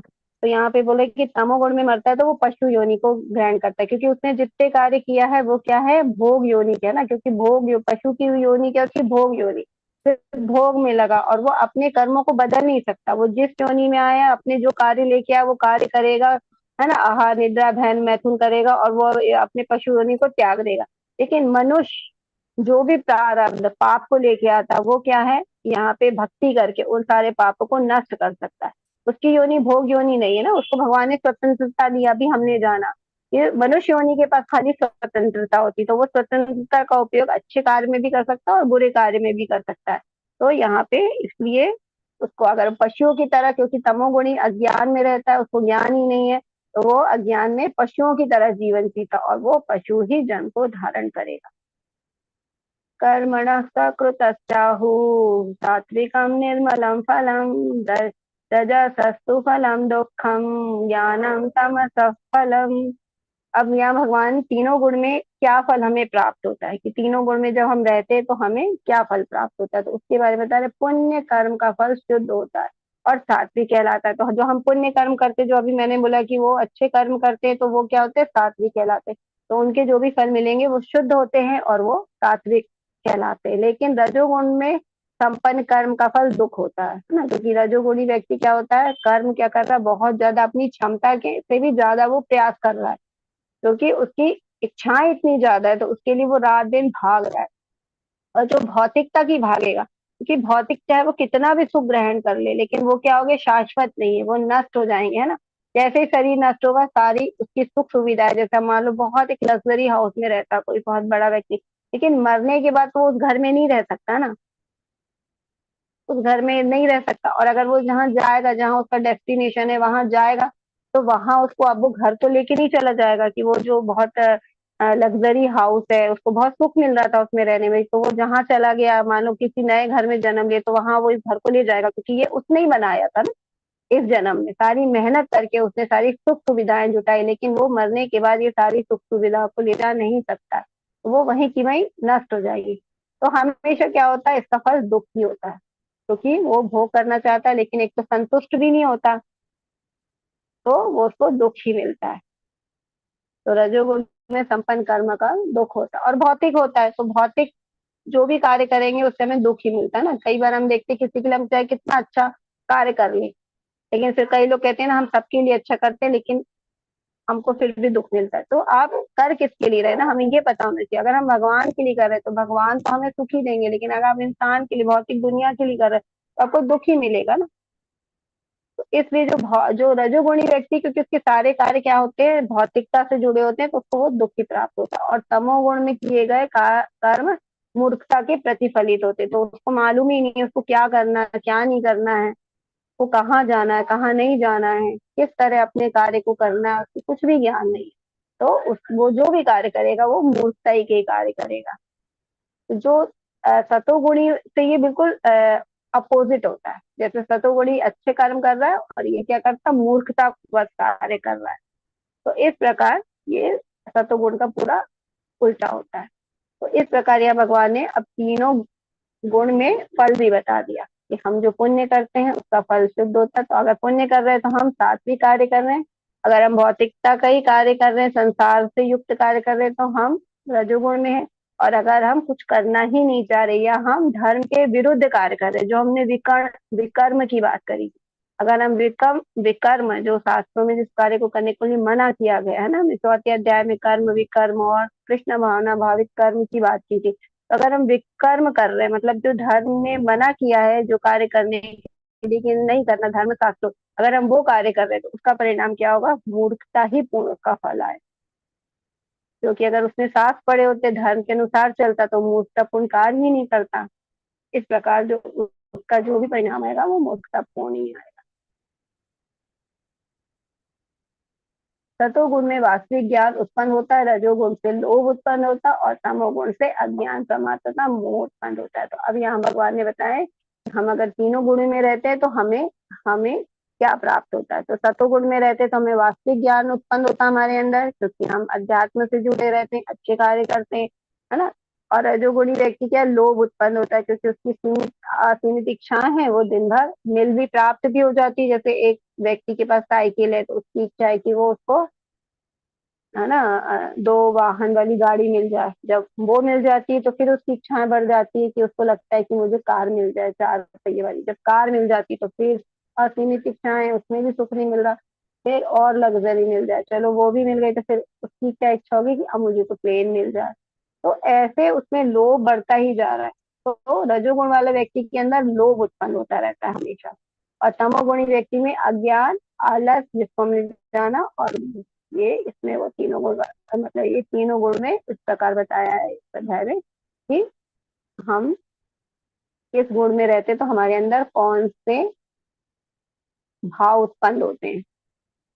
जैसे हम यहाँ 3 मोड में देख रहे हैं, 3 जो पिक्चर में देख रहे हैं, तो सतोगुणी हमेशा क्या, प्रसन्न रहता है ना, सुखी महसूस करता है, क्योंकि सबसे ज्यादा सुखी रहता है, क्योंकि ज्ञान और सुख में रहता है। जो रजोगुणी होता है वो क्या होता है, भागता ही रहता है, न्याय करता रहेगा ना, भौतिक सुख की ओर भागता रहेगा। और जो तमोगुणी है वो क्या, आलस में, प्रमाद में और मादकता में रहता है ना। मादकता मतलब जैसे हमने देखा एडिक्ट रहते हैं किसी ना किसी चीज के, तो वो उसमें हमेशा उस चीजों से ग्रसित रहते हैं। ऊर्ध्वं गच्छन्ति सत्वता सत्वस्था, मध्ये तिष्ठन्ति राजसाः, जघन्य गुणवृत्तिस्था, अधो गच्छन्ति तामसाः। ये वाला श्लोक बहुत इंपॉर्टेंट है, तो हमें बहुत ही ध्यान से, मतलब अच्छे से को आप पढ़िएगा इसका तात्पर्य और मनन करिएगा इसके बारे में, है ना। ये हमें बहुत ही ज्ञान देके, ज्ञान के लिए बना है ये वाला श्लोक। क्या बताया भगवान ने इसमें, सतोगुणी व्यक्ति क्रमशः उच्च लोगों की ओर जाते हैं, रजोगुणी इस पृथ्वी पे रह जाते हैं, और जो अत्यंत गर्हित तमोगुण में स्थित है वे नीचे लोकों में जाते हैं। हमने जैसे उससे अभी बात की थी कि उच्च लोक मतलब जो पृथ्वी के ऊपर है, देवी देवता के जो लोग होते हैं, जो स्वर्ग होता है, ब्रह्मा जी का लोक होता है, महर लोक होता है, तप लोक होता है, तो उसमें जाते हैं। और जो रजोगुणी व्यक्ति है वो पृथ्वी पे रह जाते हैं, क्योंकि वो मरते समय भी उनकी इच्छाएं होती, बहुत सारी भौतिक इच्छाएं, तो उसके पूर्ति के लिए भगवान उनको फिर वो मनुष्य योनि में भेज देता, तो पृथ्वी पे उनका जन्म हो जाता है।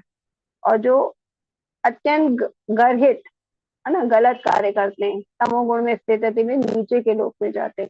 तो ये हमें ये बहुत रेफरेंस उसका दिया जाता है, क्योंकि जब तीनों गुणों की बात की जाती है तो हमें इस श्लोक से बताया जाता है कि अगर हम सतोगुण में है तो हम उच्च लोक में जाते हैं, तमोगुण रजोगुण में है तो हम इस धरती पे ही आ रहे हैं, बार बार जन्म ले रहे हैं, और अगर तमोगुण में है तो हम नीचे के जो नर्क लोक है ना, पृथ्वी से नीचे के लोक हैं, जिसमें असुरों के भी लोक हैं और जानवरों के भी लोक हैं, उसमें हम जाके जन्म लेते हैं और वहां पे हमें बहुत ही कष्ट मिलता है।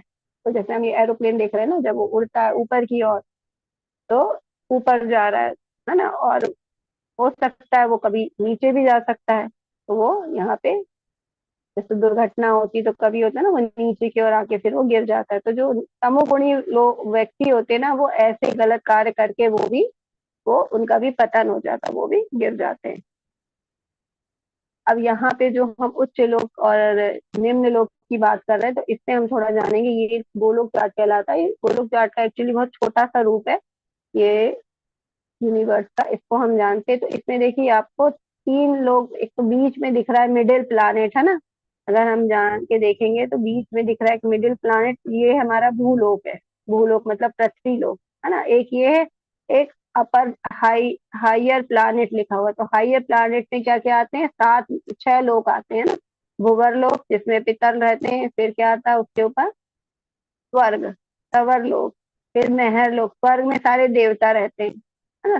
स्वर लोक मतलब स्वर्ग में सारे देवता, जिसमें इंद्र स्वर्ग का राजा है, तो वो सब वहां रहते हैं। फिर महर लोक है, फिर जनालोक है, फिर तपालोक है ना, इसमें महर्षि लोग रहते हैं, यक्ष लोग है ना, यक्ष गंधर्व, और वो नहीं, यक्ष जानते ना, यज्ञ प्रजापति वो रहते हैं, और सप्त ऋषि रहते हैं, महर्षि लोग रहते हैं जो तप में लगे हैं रात दिन है ना, तो तप, जनालोक, तपालोक, और फिर है ब्रह्मलोक, सत्य लोक जिसको बोला जाता है, सबसे ऊपर वाला जो 14 लोक में सबसे ऊपर है, तो ब्रह्मा जी का लोक है। तो चाहे हम ऊपर के किसी भी में भी चले जाए ना, ब्रह्मा जी की भी हमने आयु देखी तो उनकी भी आयु खत्म होती है, भले ही हमारे आयु के समान नहीं है उनकी आयु, उनका क्योंकि दैविक लोक में जाने पे उनकी गणना अलग की जाती है, दैविक लोक की गणना की जाती है। तो लेकिन फिर भी उनका जन्म होता है, वहां से भी वो, अगर वो भक्ति नहीं करेंगे तो फिर वहां से भी वो भगवत धाम नहीं जाएंगे। लेकिन हमेशा हमने पढ़ा है, वेदों में लिखा है कि जो देवता लोग होंगे वो वहां जाके क्या उनको भोग का आनंद लेते, क्योंकि स्वर्ग में तो बहुत भोग है, तो फिर वो भी धरती पे वापस जन्म लेते हैं ना, जैसे उनके पुण्य खत्म होते, क्योंकि पुण्य के कारण उनको देवता बन गए, अब वो फिर से पुण्य खत्म हुए तो फिर वो धरती पे जन्म लेते हैं। तो इस प्रकार ऊपर के लोक है। फिर भूलोक है हमारा, फिर नीचे जो है अतल वितल सतल है ना, अतल वितल सुतल तलातल महातल रसातल और पाताल। तो ये जो सात है वो क्या है, नीचे के प्लानेट, लोअर लोअर प्लानेट लिखा हुआ। तो ये जो होते हैं यहाँ पे, जब हम सतोगुण में रहते हैं तो ऊपर के प्लानेट में जन्म लेते हैं, और अगर हम रजोगुण में रहते हैं तो हम भूवर लोक मतलब ये धरती पे रहते हैं, भूलोक में। और उसके बाद अगर हमने तमोगुण में रहते तो हम जो नीचे के जो सात लोग दिख रहे हैं हम उसमें जन्म लेते हैं। इस प्रकार हमारा जन्म चक्र चलता रहता है। और जो सब जो लोग हैं इनसे निकलने के लिए हमें क्या करना है, अभी हम आगे जानते हैं। जब कोई ये अच्छी तरह जान लेता है कि समस्त कार्यों में प्रकृति के तीनों गुणों के अतिरिक्त अन्य कोई करता नहीं है, तो और जब वह परमेश्वर को जान लेता है तो इन तीनों गुणों के परे है, तो वह मेरे दिव्य स्वभाव को प्राप्त होता है। तो भगवान ने यहाँ बोला है कि अगर हमें, अब हमने तीनों गुणों के बारे में अच्छे से जान लिया और हमें तीनों गुणों के लक्षण भी पता चल गए, तो अब हमें उन तीनों गुणों से अपने आप को बचाना है, तीनों गुणों से हमें बाहर करना है ना, हमें गुणातीत करना है, मतलब तीनों गुणों से ऊपर लाना है। तो तीनों गुणों से हम ऊपर कैसे आएंगे, जब हम परमेश्वर को जान लेंगे। ठीक है, तो जब हम क्योंकि हमने जाना था ना कि तीनों, भगवान क्या है, तीनों गुणों से ऊपर है, ये जो तीनों गुण बनाने वाला भगवान है, तो भगवान हमेशा इनके कंट्रोलर है, तो भगवान तीनों गुणों को कंट्रोल करते हैं है ना। हमने 7वें अध्याय में भी जाना था, दैवी है गुणमयी मम माया दुरत्तया मामे ये प्रपद्यन्ते माया में तरंती ते। तो भगवान ने बोला है कि अगर तुम ये जो मेरी जो भौतिक प्रकृति है, जो तीनों गुणों वाली मेरी भौतिक प्रकृति है, बहुत शक्तिशाली है, लेकिन अगर इन तीनों गुणों से तुम्हें उठना चाहते हो तो क्या है, तुम मेरे पास आओ है ना। जब अगर, क्योंकि तीनों गुणों को कौन कंट्रोल कर सकता है? केवल भगवान, और ये भगवान की ही प्रकृति है। तो अगर हम सीधे भगवान के पास जाएंगे तो ये प्रकृति हमारा कुछ नहीं बिगाड़ सकती।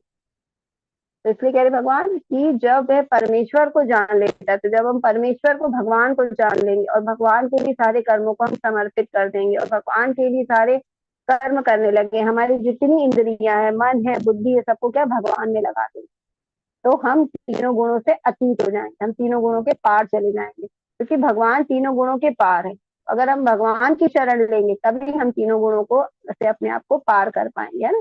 तो भगवान ने कहा जो तीनों गुणों से फिर जो मुझे जानता है वो तीनों गुणों के परे हो जाता है और वो मेरे दिव्य स्वभाव को प्राप्त होता है। तो हमने ये भी जाना कि भगवान का दिव्य स्वभाव है और हमारी जो आत्मा है वो भी दिव्य स्वभाव की है। लेकिन हम क्या है, आत्मा के लिए कार्य नहीं करते ना, हम सिर्फ शरीर के लेवल में कार्य करते हैं, हम शरीर को प्रसन्न करने के लिए, इंद्रियों को प्रसन्न करने के लिए कार्य करते हैं, इसलिए हम लोग ये तीनों गुणों में फंस जाते हैं।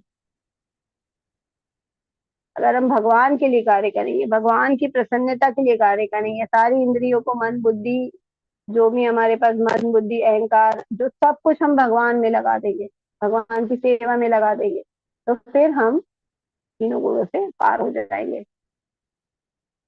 जब देहधारी जीव भौतिक शरीर से संबद्ध इन तीनों गुणों को लांघने में समर्थ होता है तो वह जन्म मृत्यु बुढ़ापा तथा अनेक कष्टों से मुक्त हो सकता है और इस जीवन में अमृत का भोग कर सकता है।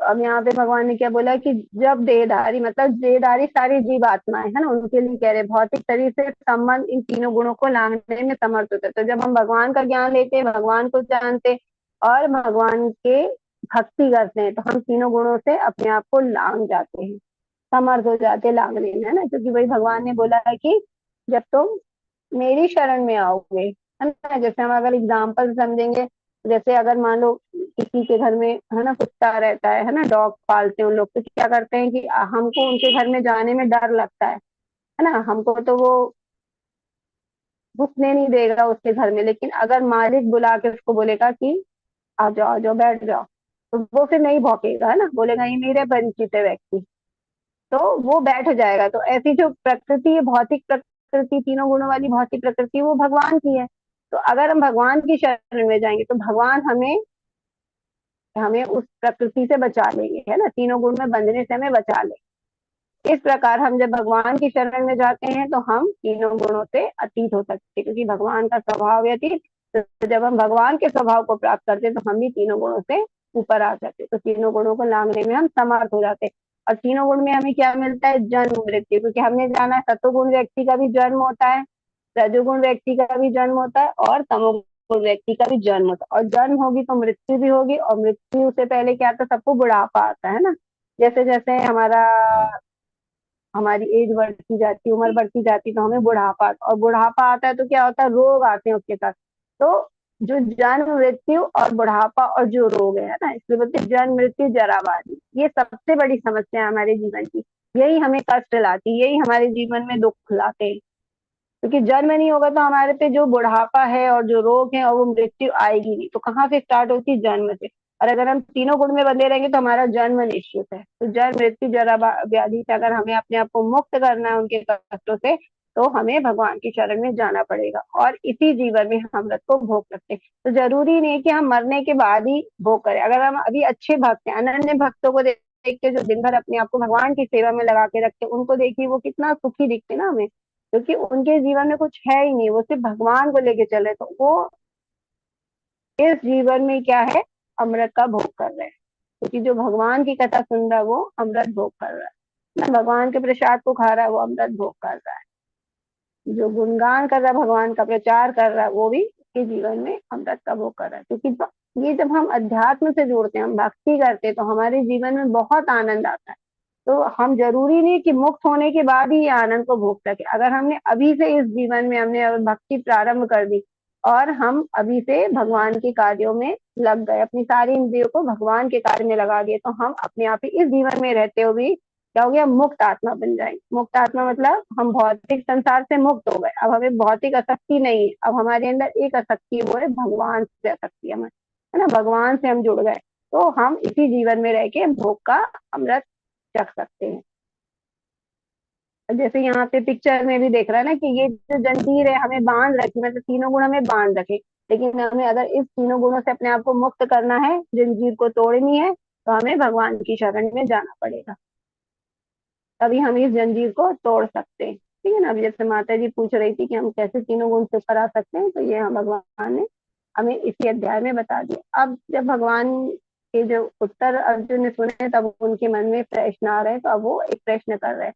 अर्जुन ने पूछा, हे भगवान, जो इन तीनों गुणों से परे हैं, वे किन लक्षणों के द्वारा जाना जाता है? मतलब हम तीन लक्षणों से अपने आप को कैसे ऊपर ले आए, हमें कैसे पता चलेगा कि हम तीनों गुणों से अपने आप को ऊपर ले आए? उसका आचरण कैसा होता है? तो जो तीनों गुणों से पार हो चुके हैं, उनका आचरण कैसा होता है, और वे प्रकृति के तीनों गुणों को किस प्रकार लाता है? तो ये भी यहाँ पे ये प्रश्न भी आ गया कि तीनों गुणों से बंध जाते, ये पता चल गया, अब हम इस तीनों गुणों से कैसे पार होते हैं। तो ये बहुत अच्छा है। इसका तीन श्लोक भगवान ने, देखो 22, 23, 24 और 25, 4 श्लोकों में इसका अर्जुन जी को जवाब दिया। अर्जुन ने कहा, हे पांडुपुत्र, जो प्रकाश, आसक्ति तथा मोह के उपस्थित होने पर ना तो उससे घृणा करता है और ना लुप्त हो जाने पर उसकी इच्छा करता है। तो जो हमने जाना था ना, ज्ञानी पुरुष, तो ज्ञानी पुरुष क्या करता है, वो कभी क्या करता है, किसी चीज से आसक्ति नहीं रखता, मोह नहीं रखता, और वो प्रकाश में रहता है, क्योंकि वो भगवान की शरण में रहता है। और उसके जीवन में चाहे सुख है चाहे दुख है, हमने जाना है ना, भक्तों के जीवन में दुख आते हैं ना, कई लोग कहते हैं भक्ति कर रहे हैं तो बहुत दुख आ रहे हैं, तो ऐसा नहीं है, वो हमारे कर्मों के प्रारब्ध के कारण आते हैं ना। कभी कभी परीक्षा, भगवान भी थोड़ी परीक्षा लेते हैं कि हम पके हुए भक्त हैं कि नहीं, है ना। ऐसा तो नहीं कि थोड़े से हम समस्या से हम विचलित हो जा रहे हैं। तो लेकिन जो विचलित नहीं होता और उसके दुख आने से भी वो मोहित नहीं होता, उससे घृणा नहीं करता, क्योंकि सुख और दुख दोनों भगवान की ही तो बनाए हुए हैं ना, तो वो दोनों चीज से घृणा नहीं करता, किसी चीज से घृणा नहीं करता, है ना। और किसी चीज में वो लिप्त भी नहीं होता, क्योंकि वो सारे कार्य क्या है, पूरी इंद्रिय भगवान से ने लगा रखी। तो भौतिकता में कुछ भी होते रहे, वो किसी चीज से ना तो वो बहुत ज्यादा प्रसन्न होता है, ना उसमें लिप्त होता, और ना ही उनसे घृणा करता है, और ना ही वो लुप्त हो जाने पर उसकी इच्छा करता। और वो सुख चला गया तो उसकी इच्छा भी नहीं कर रहा है ना। नहीं तो अगर वो इच्छा कर रहा है तो वो तो भौतिक गुणों से बंध जाएगा, भौतिकता की इच्छा कर रहा है कि वो क्यों चला गया, कोई सुख है तो वो सिर्फ भगवान के ही कार्यों में अपने आप को सुखी महसूस करता है। जो भौतिक गुणों की इन समस्त प्रतिक्रियाओं से निश्चल तथा अविचलित रहता है। तो देखो, विचलित नहीं होना, हमारे साथ कुछ भी हो हमें हमेशा निश्चल रहना, दृढ़ संकल्पित रहना और अविचलित रहना, क्योंकि माया भी हमें टेस्ट करती रहेगी कि हमारी भक्ति अच्छे से हम कर रहे कि नहीं। लेकिन हमें कभी भी अपने मन और इंद्रियों को विचलित नहीं करना है, हमेशा हमें भगवान में लगा के रखना। और ये जानकर कि केवल गुण की और ये जानकर कि केवल गुण की क्रियाशीलता है, उदासीन तथा दिव्य बना रहना। तो हमें ये पता होना चाहिए, अगर कोई भौतिक जीवन में हमें कोई विचलित करने का प्रयास कर रहा है ना, जैसे हमने देखा था जो हरिदास जी है ना, जाना था ना, उनको भी एक वैश्य आई थी उनको विचलित करने के लिए, उनको भक्ति से गिराने के लिए, क्योंकि उसने आके राजा ने भेजा था कि उसको विचलित कर दो। लेकिन वो उनके सामने भी उन्होंने माला करते थे, तो एक रात आई, दो रात आई, तो उन्होंने बोला कि बैठो, मैं पहले अपनी माला पूरी कर लूं, क्योंकि वो बहुत नाम का जप करते थे, दिन भर 192 माला का जप करते थे। बोले अभी मेरी माला पूर्ण नहीं है, मैं पूर्ण कर लूं। ऐसे करते हुए रात से दिन हो गई, उनकी माला पूरी ही नहीं हुई, वो चली गई। फिर दूसरे दिन आई, फिर उन्होंने माला का जप किया, बोले कि बैठो मैं माला पूरी कर लूं। ऐसे करके 3-4 दिन हो गए। फिर क्या हुआ, वो सुनते सुनते, क्योंकि जब शुद्ध भक्तों के मुख से वो नाम उच्चारण सुन रही बैठे बैठे इतने सारे घंटे, तो वो फिर आके पूरा समर्पित कर दी, है ना, कि मुझे भी भक्त बना लो, मुझे गुरु दीक्षा दे दो। वो भी भक्त बन गई। तो इस प्रकार अगर कोई चीज हमको विचलित करने का प्रयास कर रही है, तो हमें वहां उदासीन बन जाना है ना, उदासीन बने रहना, तो ही हम दिव्य बने रहेंगे। वहां से उससे विचलित नहीं होना, किसी गुण से, किसी भी चीज से, क्योंकि वो माया आपका टेस्ट कर रही है। तो हमें उस माया के टेस्ट में फेल नहीं होना है ना, हमें हमेशा भगवान की, जब हम भक्ति करेंगे तो भगवान के ही द्वारा हम पास किए जाएंगे, क्योंकि हमारी योग्यता नहीं है। लेकिन अगर हम भगवान की शरण में रहेंगे तो फिर भगवान हमको वहां से, उस माया से हमें बचा लेंगे। तो अपने आप में स्थित है और सुख तथा दुख में एक समान मानता है। तो वो सुख और दुख से कभी विचलित नहीं होता है ना, सब भगवान की माया समझता, और वो अपने आप को पूरा भगवान की भक्ति में लगता है। जो सोने के ढेले पत्थर तथा स्वर्ण के टुकड़े को समान दृष्टि से देखता है। तो जो अनुकूल तथा प्रतिकूल सभी के प्रति समान रहते हैं। तो अब यहाँ पे क्या है, मिट्टी के ढेले, पत्थर और स्वर्ण के टुकड़े, तो मतलब उसकी दृष्टि जैसे हमने देखा था ना, ज्ञानी लोग क्या होते हैं, सब में भगवान का अंश देखते हैं ना। तो वो जो मिट्टी है, ढेला है या स्वर्ण का टुकड़ा, ये सब क्या है, भगवान की बनाई हुई चीज है। तो वो ये समझता है, उसकी दृष्टि ये रहती है, ये सब भगवान की बनाई हुई है। तो वो इनको सबको समान दृष्टि से देखता है ना। इसका मतलब ये नहीं कि वो मिट्टी को ही वो, या स्वर्ण को वो मिट्टी, मिट्टी मतलब जो भी चीज है, क्योंकि उसको मालूम है जो भी चीज है क्या क्या भगवान ने बनाई, तो वो उस सब चीजों को क्या भगवान की सेवा में लगा देता है ना। ये जैसे हमने वो और पहले भी जाना था, ईशावास्यम इदम सर्वम यत्किंच जगत है, हमने तेन तत्तेन भुंजितम धनम। तो जो भी चीज है वो भगवान की है, क्योंकि जो कुछ जो भी क्रिएशन हुआ है भगवान के द्वारा है। तो हमें उस चीज को लेके भगवान की सेवा में लगा देना है। जैसे प्रभुपाद जी को एक बार किसी ने बोला था कि बहुत सारा अगर सोना आपके पास हो तो आप क्या करें, बोले मैं ले लूंगा, कोई देगा तो, क्योंकि मैं उस सेवा उस स्वर्ण लेके क्या करूंगा, मैं मंदिर बनवाऊंगा भगवान की, स्वर्ण आभूषण उनके बनाऊंगा, बहुत सुंदर मंदिर की। जैसे हम जानते हैं प्रभुपाद जी ने अपने जो 10-11 साल थे, उन्होंने जब इस्कॉन की स्थापना की थी, उसके बाद वो 10 साल 11 साल इस धरती पे थे। उन्होंने 108 मंदिर अपने रहते रहते बनाया था। तो वो धन का उपयोग क्या करेंगे, भगवान की सेवा के लिए लगा देंगे, है ना। अगर किसी और से बोलेंगे तो बोलेंगे कि नहीं ये तो माया है, धन है ना, धन या स्वर्ण सोना। लेकिन प्रभुपाद जी बोले थे कि मैं लेके उसको भगवान पे, तो हमें हर चीज को लेना, भौतिक चीजों को भगवान में लगा दो। तो भोग नहीं करना, स्वयं का भोग नहीं करना। अगर हम स्वयं का भोग करेंगे तो हम फिर प्रकृति के गुणों में फंस जाएंगे। लेकिन हम उस चीज का ही उपयोग, क्योंकि हर चीज भगवान की है, तो हर चीज की भगवान की लेके हमको उसको भगवान की सेवा में लगा देना।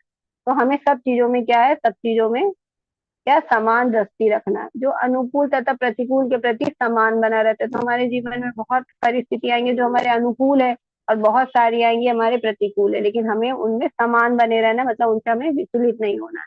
जो धीर है वे प्रशंसा तथा बुराई, मान तथा अपमान में समभाव, समान भाव में रहता है। तो हो सकता है बहुत सारे लोग कुछ प्रशंसा करते हैं, कोई किसी की बुराई करता है, जैसा हम सभी देखते हैं ना। लेकिन ये सब चीजें क्या है, भौतिक लेवल पे। अगर भक्ति में हम निकल जाएंगे तो कोई हमारी, हम भगवान का भजन कर रहे हैं, कोई गलत भी बोलेगा तो हमें फर्क नहीं पड़ेगा। और भौतिक जो भक्त है वो भौतिकता तो कुछ करेगा ही नहीं ना, जो करेगा वो भक्ति के ही, भगवान की सेवा में करेगा। कोई उसमें कोई बुराई भी करेगा और उसकी भलाई भी करेगा तो वो उसको सब क्या मानेगा, ये सब भगवान को। जैसे हम देखते हैं जो बड़े संत होते हैं ना, उनको कोई प्रणाम करता है तो वो भी उनको प्रणाम करते हैं ना। क्यों करते हैं, क्योंकि वो उनके अंदर भगवान का अंश देखते हैं। ये जो गुरु महाराज है, वो देखते हैं कि सामने वाला जो भी व्यक्ति मेरे पास आया है वो भी क्या, उसके अंदर भगवान का अंश है, उसकी दृष्टि में सब कोई समान होते, तो वो भी अपने परमात्मा को प्रणाम करते हैं उनके अंदर के।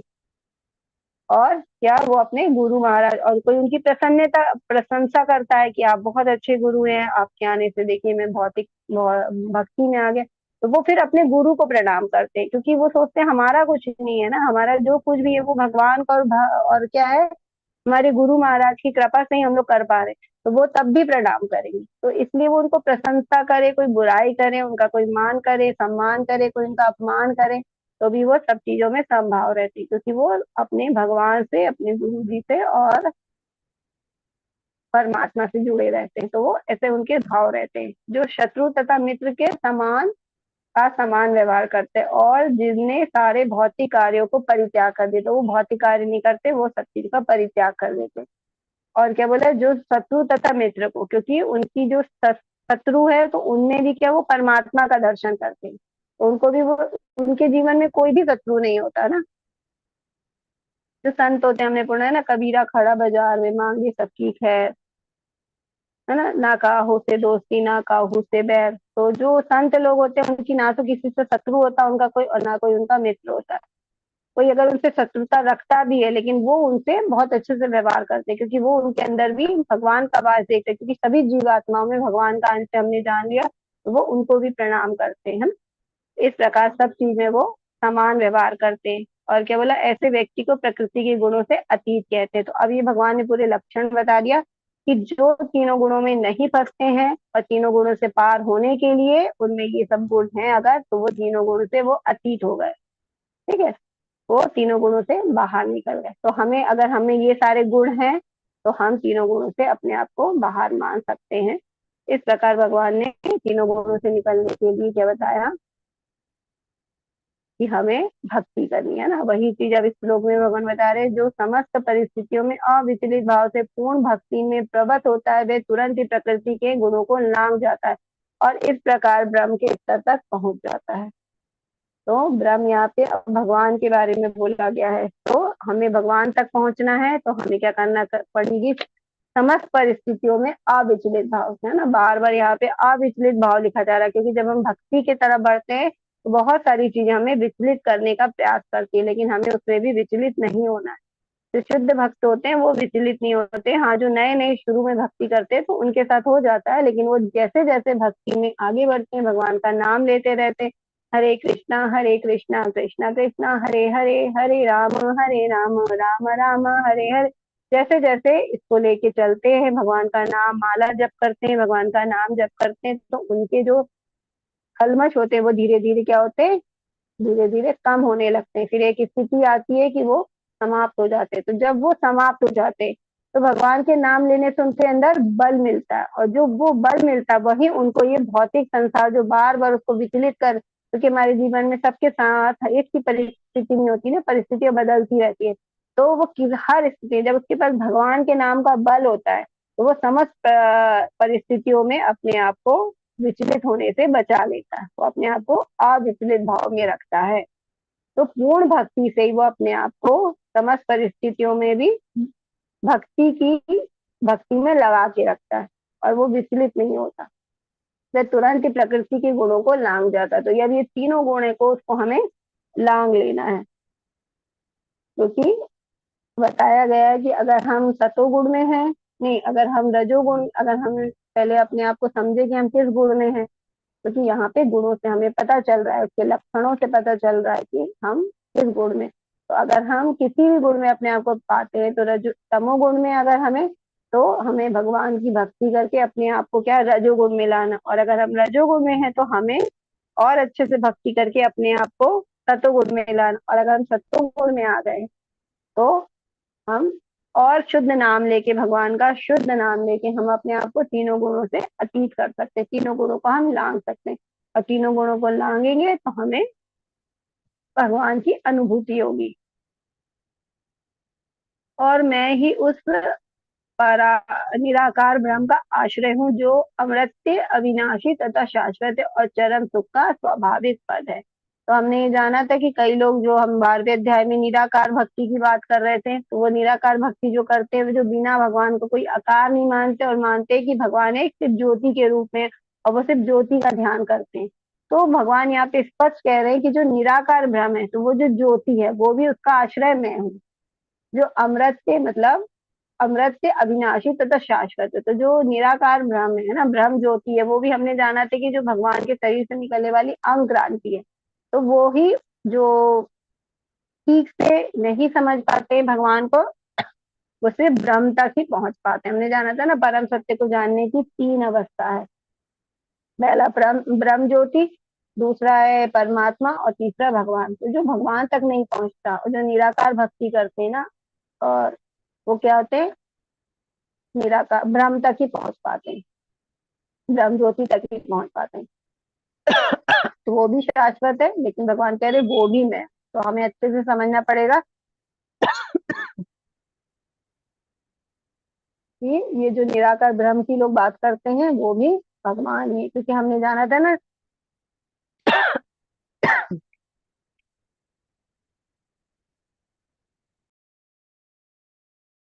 हरे कृष्णा। माता जी पानी पी लीजिए, 2 मिनट रुक जाइए फिर स्टार्ट करते हैं।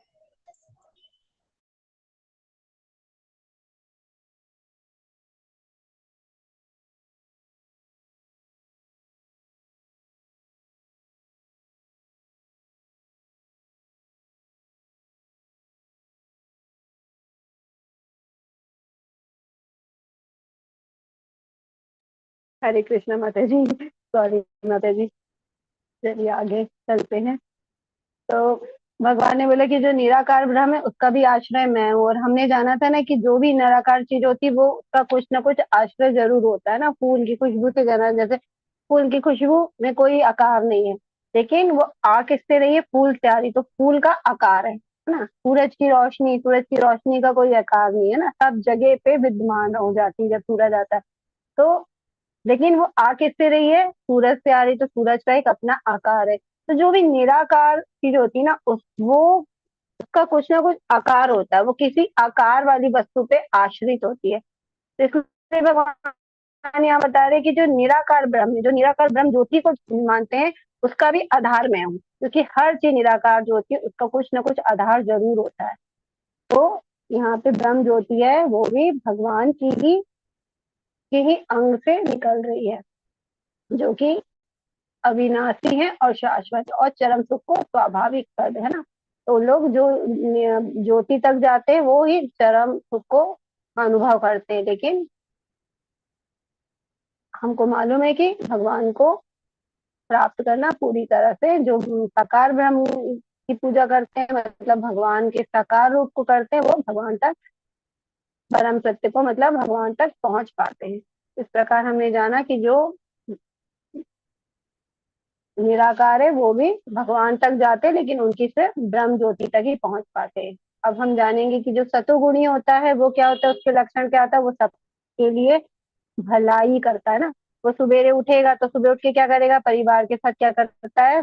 भजन का गायन है, भगवान के नाम का कीर्तन शुरू करता है, जप करता है, और अपने सारे परिवार के साथ इस प्रकार आनंद में जीवन, सुख में जीवन व्यतीत करता है। अब जो रजोगुण होता है उनमें क्या होता है? जुनून होता है। क्या होता है? वो अपने शरीर को स्वस्थ रखना चाहते हैं। तो अच्छी बात है, स्वस्थ रखना तो सभी को रखना चाहिए ना।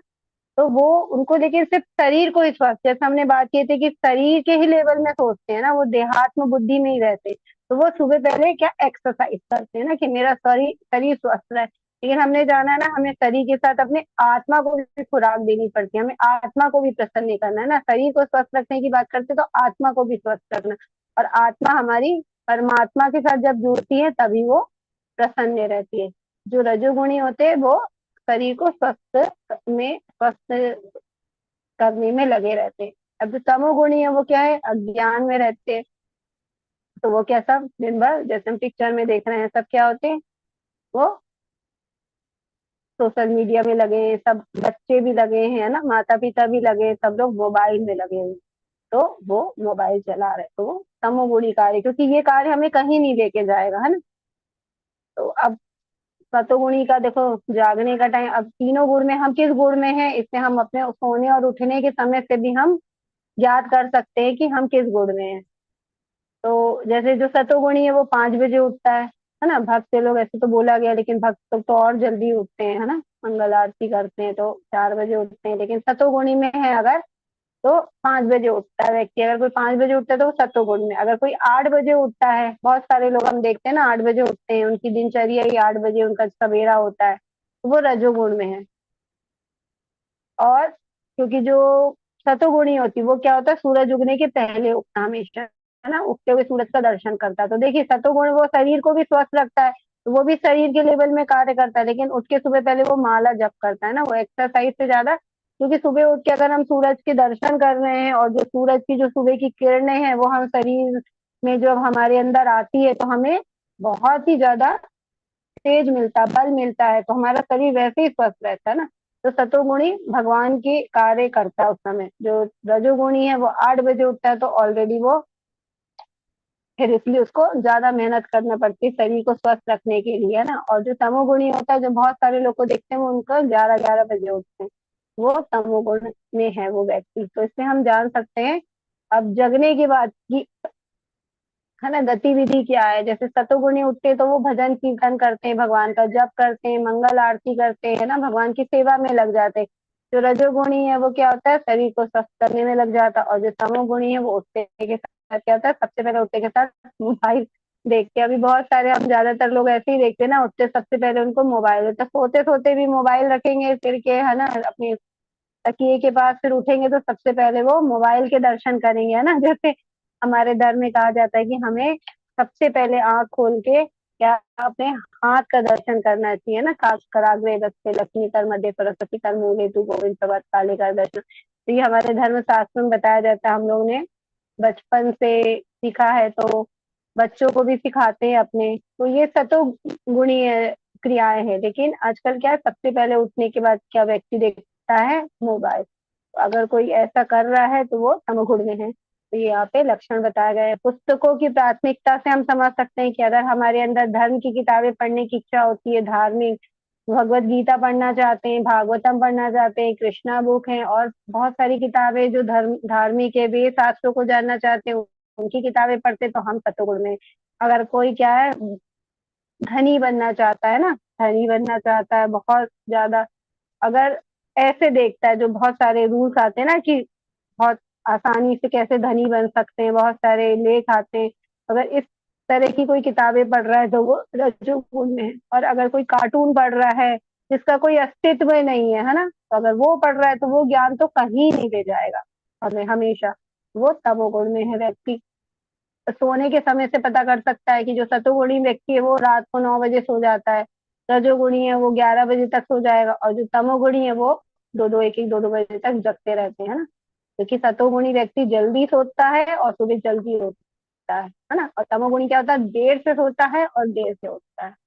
तो इस प्रकार सोने और जगने के समय से भी हम अपने अपना ज्ञान प्राप्त, अपने आप का हम विश्लेषण कर सकते हैं कि हम किस गुण में हैं, क्योंकि भगवान ने यहाँ बहुत सारे गुणों के बारे में बताया है। और कैसे हम स्टेप बाय स्टेप अपने आप को, हम जैसे मान लीजिए अभी कोई कह रहा है कि मैं तो 11 बजे उठता हूँ, तो उसको पता चल गया कि, तो उसको पहले 8 बजे उठने का प्रयास करे, कम से कम वो थोड़े दिन इतना प्रयास करे कि वो रजोगुण में रह सके, है ना। क्योंकि वो 11 बजे से वो ऐसे आज से प्रयास करे कि वो, हमें 8 बजे उठना है ना, 11 बजे सो जाना है और 8 बजे उठना है। जब वो रजोगुण में आ जाएगा तो फिर उसको क्या है, सतोगुण तक जाने का प्रयास करना है कि वो 9 बजे सो जाए और सवेरे 5 बजे उठ जाए। तो इस प्रकार हमें जैसे ही पता चलता है कि हम किस गुण में, तो अपने आप को ऊपर लाने का प्रयास करना चाहिए। तो कम से कम हमें अगर भगवान से जुड़ना है, या भगवान का हमें ज्ञान लेना है, या फिर हमें अपने जीवन को अच्छे से, है ना, सही लक्ष्य की तरफ बढ़ना है, तो हमें कम से कम सतोगुण में तो रहना ही चाहिए, है ना। हालांकि हमें सतोगुण से भी, अगर हम सतोगुण में हैं तो हमें उससे भी उठने का प्रयास करना चाहिए। क्योंकि अगर हम सतोगुण से ऊपर उठने की बात करते हैं ना, शुद्ध तत्व गुण बोला जाता है उसको, है ना। तो शुद्ध सत्व गुण में हम तभी जाएंगे जब कम से कम सतोगुण में, अगर हम सतोगुण में है तो हम जो तीनों गुण में अतीत की बात की गई ना, शुद्ध सत्व गुण में हम तीनों गुणों को लांग जाएंगे। तो हम लांगेंगे कब, कम से कम जब हम सतोगुण में हो। तो इसलिए प्रभुपाद जी कहते हैं कि कम से कम हर व्यक्ति को अपने आप को सतोगुण में रखने का प्रयास जरूर करना चाहिए। क्योंकि अगर वो सतोगुण में है तभी वो तीनों गुण के पार जा सकता है, तीनों गुण को लांग सकता है। अब प्रभुपाद जी ने इस अध्याय में क्या बोला, कि क्या अध्याय हमारा संपूर्ण हो गया, हम उनके शब्द सुन लेते हैं। जीव यद्यपि स्वभाव से भ्रम होता है ना, क्योंकि हमने जाना कि हम भी क्या भगवान का अंश है, हमारी जो आत्मा है वो भगवान की आत्मा, तो हमारा जो स्वभाव है वो भी आत्मा शुद्ध रहती है, तो भगवान का स्वभाव की तरह हमारा भी स्वभाव होता है। लेकिन जैसे हम क्या होते हैं, धरती पे आते हैं और हम तीनों गुणों से बंध जाते हैं, और अपनी स्वाभाविक स्थिति में जीव तीनों गुणों से परे होता है ना। जब हम स्वभाव में शुद्ध होते हैं तो तीनों गुणों से परे होता है। लेकिन प्रकृति के संसर्ग में वह अपने को तीनों गुणों सतो रजो तथा तमो में बांध लेता है। इन्हीं तीनों गुणों के सत्संग के कारण उनमें भौतिक जगत में प्रभुत्व जताने की इच्छा होती है, क्योंकि जो तीन गुण जिस गुण में रहेगा उसके अनुसार उसके लक्षण होंगे शरीर में, और उसी अनुसार वो कार्य करेगा। इस प्रकार वो तीनों गुणों से बंधा हुआ रहेगा। पूर्ण कृष्ण भावनामृत में भक्ति में प्रवृत्त होने पर वे दिव्य पद को प्राप्त होता है, और उसमें प्रकृति को बस में करने की इच्छा दूर हो जाती है। कृष्ण भावना में, इसलिए हमें किसमें रहता है, पूर्ण कृष्ण भावनामृत में रहना है, क्योंकि हमें मतलब कृष्ण की भावना में, मतलब हमें हर कार्य हमें कृष्ण के लिए करना है, तो ये कृष्ण भावनामृत कहलाता है। मतलब हमारी जो चेतना है वो सिर्फ कृष्ण के लिए कार्य कर रही है, तो वो हमारी शुद्ध मूल कृष्ण भावना अमृत कहलाती है। तो अगर हम उसमें लगे रहते तो हम दिव्य पद को प्राप्त करते हैं, और हम प्रकृति के बस में करने की इच्छा दूर हो जाती है। तो हम जो प्रकृति को चाहते हैं ना, कि हम उसको भोगना चाहते हैं, है ना, भौतिक प्रकृति में जो भी चीजें हम उसको भोग करना चाहते हैं, तो हम उनके बंधे रहते हैं। लेकिन हम उससे कब वापस मतलब बाहर निकल जाते हैं, जब उसको भोगने की जो हमारी इच्छा है वो हमारे अंदर चली ही जाए, दूर हो जाए। वही कहा कि प्रकृति को बस में करने की जो इच्छा है वो दूर हो जाती है। अतः भक्तों की संगति करके भक्ति की 9 विधियां, श्रवण, कीर्तन, स्मरण आदि का अभ्यास करना चाहिए। धीरे धीरे ऐसी संगति से तथा गुरु के प्रभाव से मनुष्य की प्रभुता जताने वाली इच्छा समाप्त हो जाएगी और वे भगवान की दिव्य प्रेम भक्ति में दृढ़ता पूर्वक स्थित हो सकेगा। तो यहाँ पे हमको बता दिया गया है कि अगर हम भक्ति में लगते हैं और जो 9 विधियां भक्ति की उसमें से किसी एक को भी हम अपने जीवन में किसी एक का भी आश्रय ले लेते हैं और उसी के द्वारा हम भक्ति में लगे रहते तो हम धीरे धीरे क्या होंगे, हम शुद्ध होते जाएंगे। और फिर गुरु के हम जब गुरु बना लेंगे, दीक्षा ले लेंगे, तो हम गुरु के प्रभाव से क्या होगा, ये जो मनुष्यों की जो भी हमारी जो इच्छाएं हैं वो हमारी समाप्त हो जाएगी, है ना। ये जो शरीर से संबंधित है हमारी वो इच्छाएं हमारी समाप्त हो जाएगी और भगवान की दिव्य प्रेम भक्ति में दृढ़ता पूर्वक स्थित हो जाएंगे हम। क्योंकि खाली भगवान की सेवा करने की भावना रहेगी तो मतलब भगवान की धीरे धीरे हमारे अंदर प्रेमा भक्ति आ जाएगी। तो इस प्रकार हम भगवान के स्वभाव को प्राप्त कर पाएंगे। भक्ति भगवान की भक्ति अति सरल है। मनुष्य को चाहिए कि भगवान की सेवा में लगे, श्री विग्रह को अर्पित भोजन का उच्छिष्ट खाए, भगवान के चरण कमलों पर चढ़ाए गए फूलों की सुगंध सूंघे, भगवान के लीला स्थलों का दर्शन करे, भगवान के विभिन्न कार्यकलापों और उनके भक्तों के साथ प्रेम विनिमय के बारे में पढ़े, सदा हरे कृष्णा कृष्ण कृष्ण हरे हरे, हरे राम राम राम हरे हरे का अभ्यास करना चाहिए।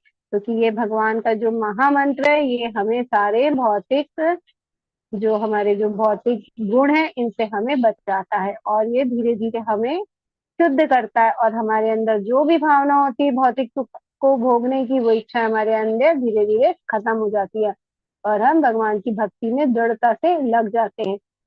और उसके लिए हमें क्या करना है कि हमें भक्ति करना, और भक्ति करने में हमें क्या करना है कि हमें अपनी जो सारी इंद्रियां है, जैसे हमने अभी बात की थी, सारी इंद्रियों को हमें भगवान में लगा देना है। जैसे हम भगवान का उच्चिष्ट खाए, है ना, भगवान की जो फूल की खुशबू है उसको हम, क्योंकि हमारी जो नाक है हमेशा सुगंध लेना चाहती है अच्छी अच्छी चीजों का, तो ये जो हमारी जो नाक की इंद्री है उसको हम भगवान के फूलों की खुशबू दे। जो हमारे हाथ है भगवान की सेवा करें, हमारी जीवा है भगवान का प्रसाद खाए, हमारी जो आंखें हैं भगवान के बहुत सुंदर विग्रह हमारे होते मंदिरों में, है ना, भगवान के सुंदर मुख को और भगवान का श्रृंगार का दर्शन करें। तो उनसे सुंदर तो कुछ है नहीं तो उनका दर्शन कराएं क्योंकि आंखें हमेशा बहुत सुंदर चीजें देखना चाहती है तो उनका दर्शन करा। और जो हमारे जो पैर है उसको भगवान के जो लीला स्थल है ना, जिसको धाम बोलते हैं हम भगवान का, तो उस वो धाम लेकर जाए, वहां लीला स्थलियों का दर्शन कराएं इस प्रकार। और हमारे जो हाथ है वो भगवान की सेवा में लगे रहे, हमारे मुंह से हम भगवान के नाम का भजन करें। तो इस प्रकार हमें अपनी सारी इंद्रियों को, है ना, हमें भगवान की सेवा में लगा देना और हम क्या भक्तों के साथ में, क्योंकि भक्तों का साथ बहुत ही जरूरी है। क्योंकि अगर हम भक्तों के साथ में रहते हैं ना तो हम भक्ति में बने रहते हैं, नहीं तो हमें कभी भी ऐसा लग सकता है कि हम, क्योंकि भौतिक संसार हमें कहता रहता है कि बहुत भक्ति कर रहे हैं बहुत भक्ति, तो कभी कभी हम इसमें भी हमें अभिमान हो जाता है और हम क्या होते हैं, भक्ति से गिर जाते हैं। तो इसलिए हमें भक्तों के संग में रहना चाहिए ताकि हमें पता चले कि हम भक्ति सही तरीके से कर रहे हैं कि नहीं, क्योंकि उनके आचार व्यवहार से भी हम भक्ति करना सीखते हैं। तो उनके साथ हमें प्रेम विनिमय के साथ व्यवहार करना है ना, और हमेशा भगवान के जो शास्त्र है उनका अध्ययन करना है और हमें हमेशा हरे कृष्ण महामंत्र का जप करना। अगर हम ये सब कर रहे हैं तो हम भगवान की सेवा में लगे हुए और हम अपने आप को, क्योंकि हम भगवान की शरण में चले गए और भगवान की शरण में जाने से ये तीनों जो गुण है हमें कभी भी हम पे हमें नियंत्रण में नहीं कर सकते। क्योंकि ये तीनों गुण को जैसे ही हम पे ये तीनों गुण अपना प्रभाव डालेंगे, क्योंकि हम भगवान को अपने आप को समर्पित कर चुके हैं भगवान की शरण में, तो ये तीनों गुण को हमेशा, क्योंकि माया देवी भी किसकी, भगवान की, तो हमेशा भगवान बोलेंगे ये मेरे भक्त हैं माया देवी, तो उनपे माया देवी अपना असर नहीं दिखाएगी। इस प्रकार हम तीनों गुणों से ऊपर आ सकते हैं और गुणातीत हो सकते हैं। हरे कृष्णा। आज का जो हमारा अध्याय है प्रकृति के 3 गुण, ये आज हमारे समाप्त हुए। ये हम पे कैसे कार्य करते हैं, 3 गुण कौन से हैं, हमें कैसे बांधते हैं, और तीनों गुण से हम कैसे अपने आप को बचा सकते हैं, कैसे इन तीनों गुणों से हम पार हो सकते हैं, ये सारा ज्ञान भगवान ने आज के अध्याय में हमें दिया। अब आपको अगर कोई प्रश्न है आज के अध्याय से तो आप मुझसे पूछ सकते हैं। सभी का बहुत बहुत धन्यवाद। हरे कृष्णा।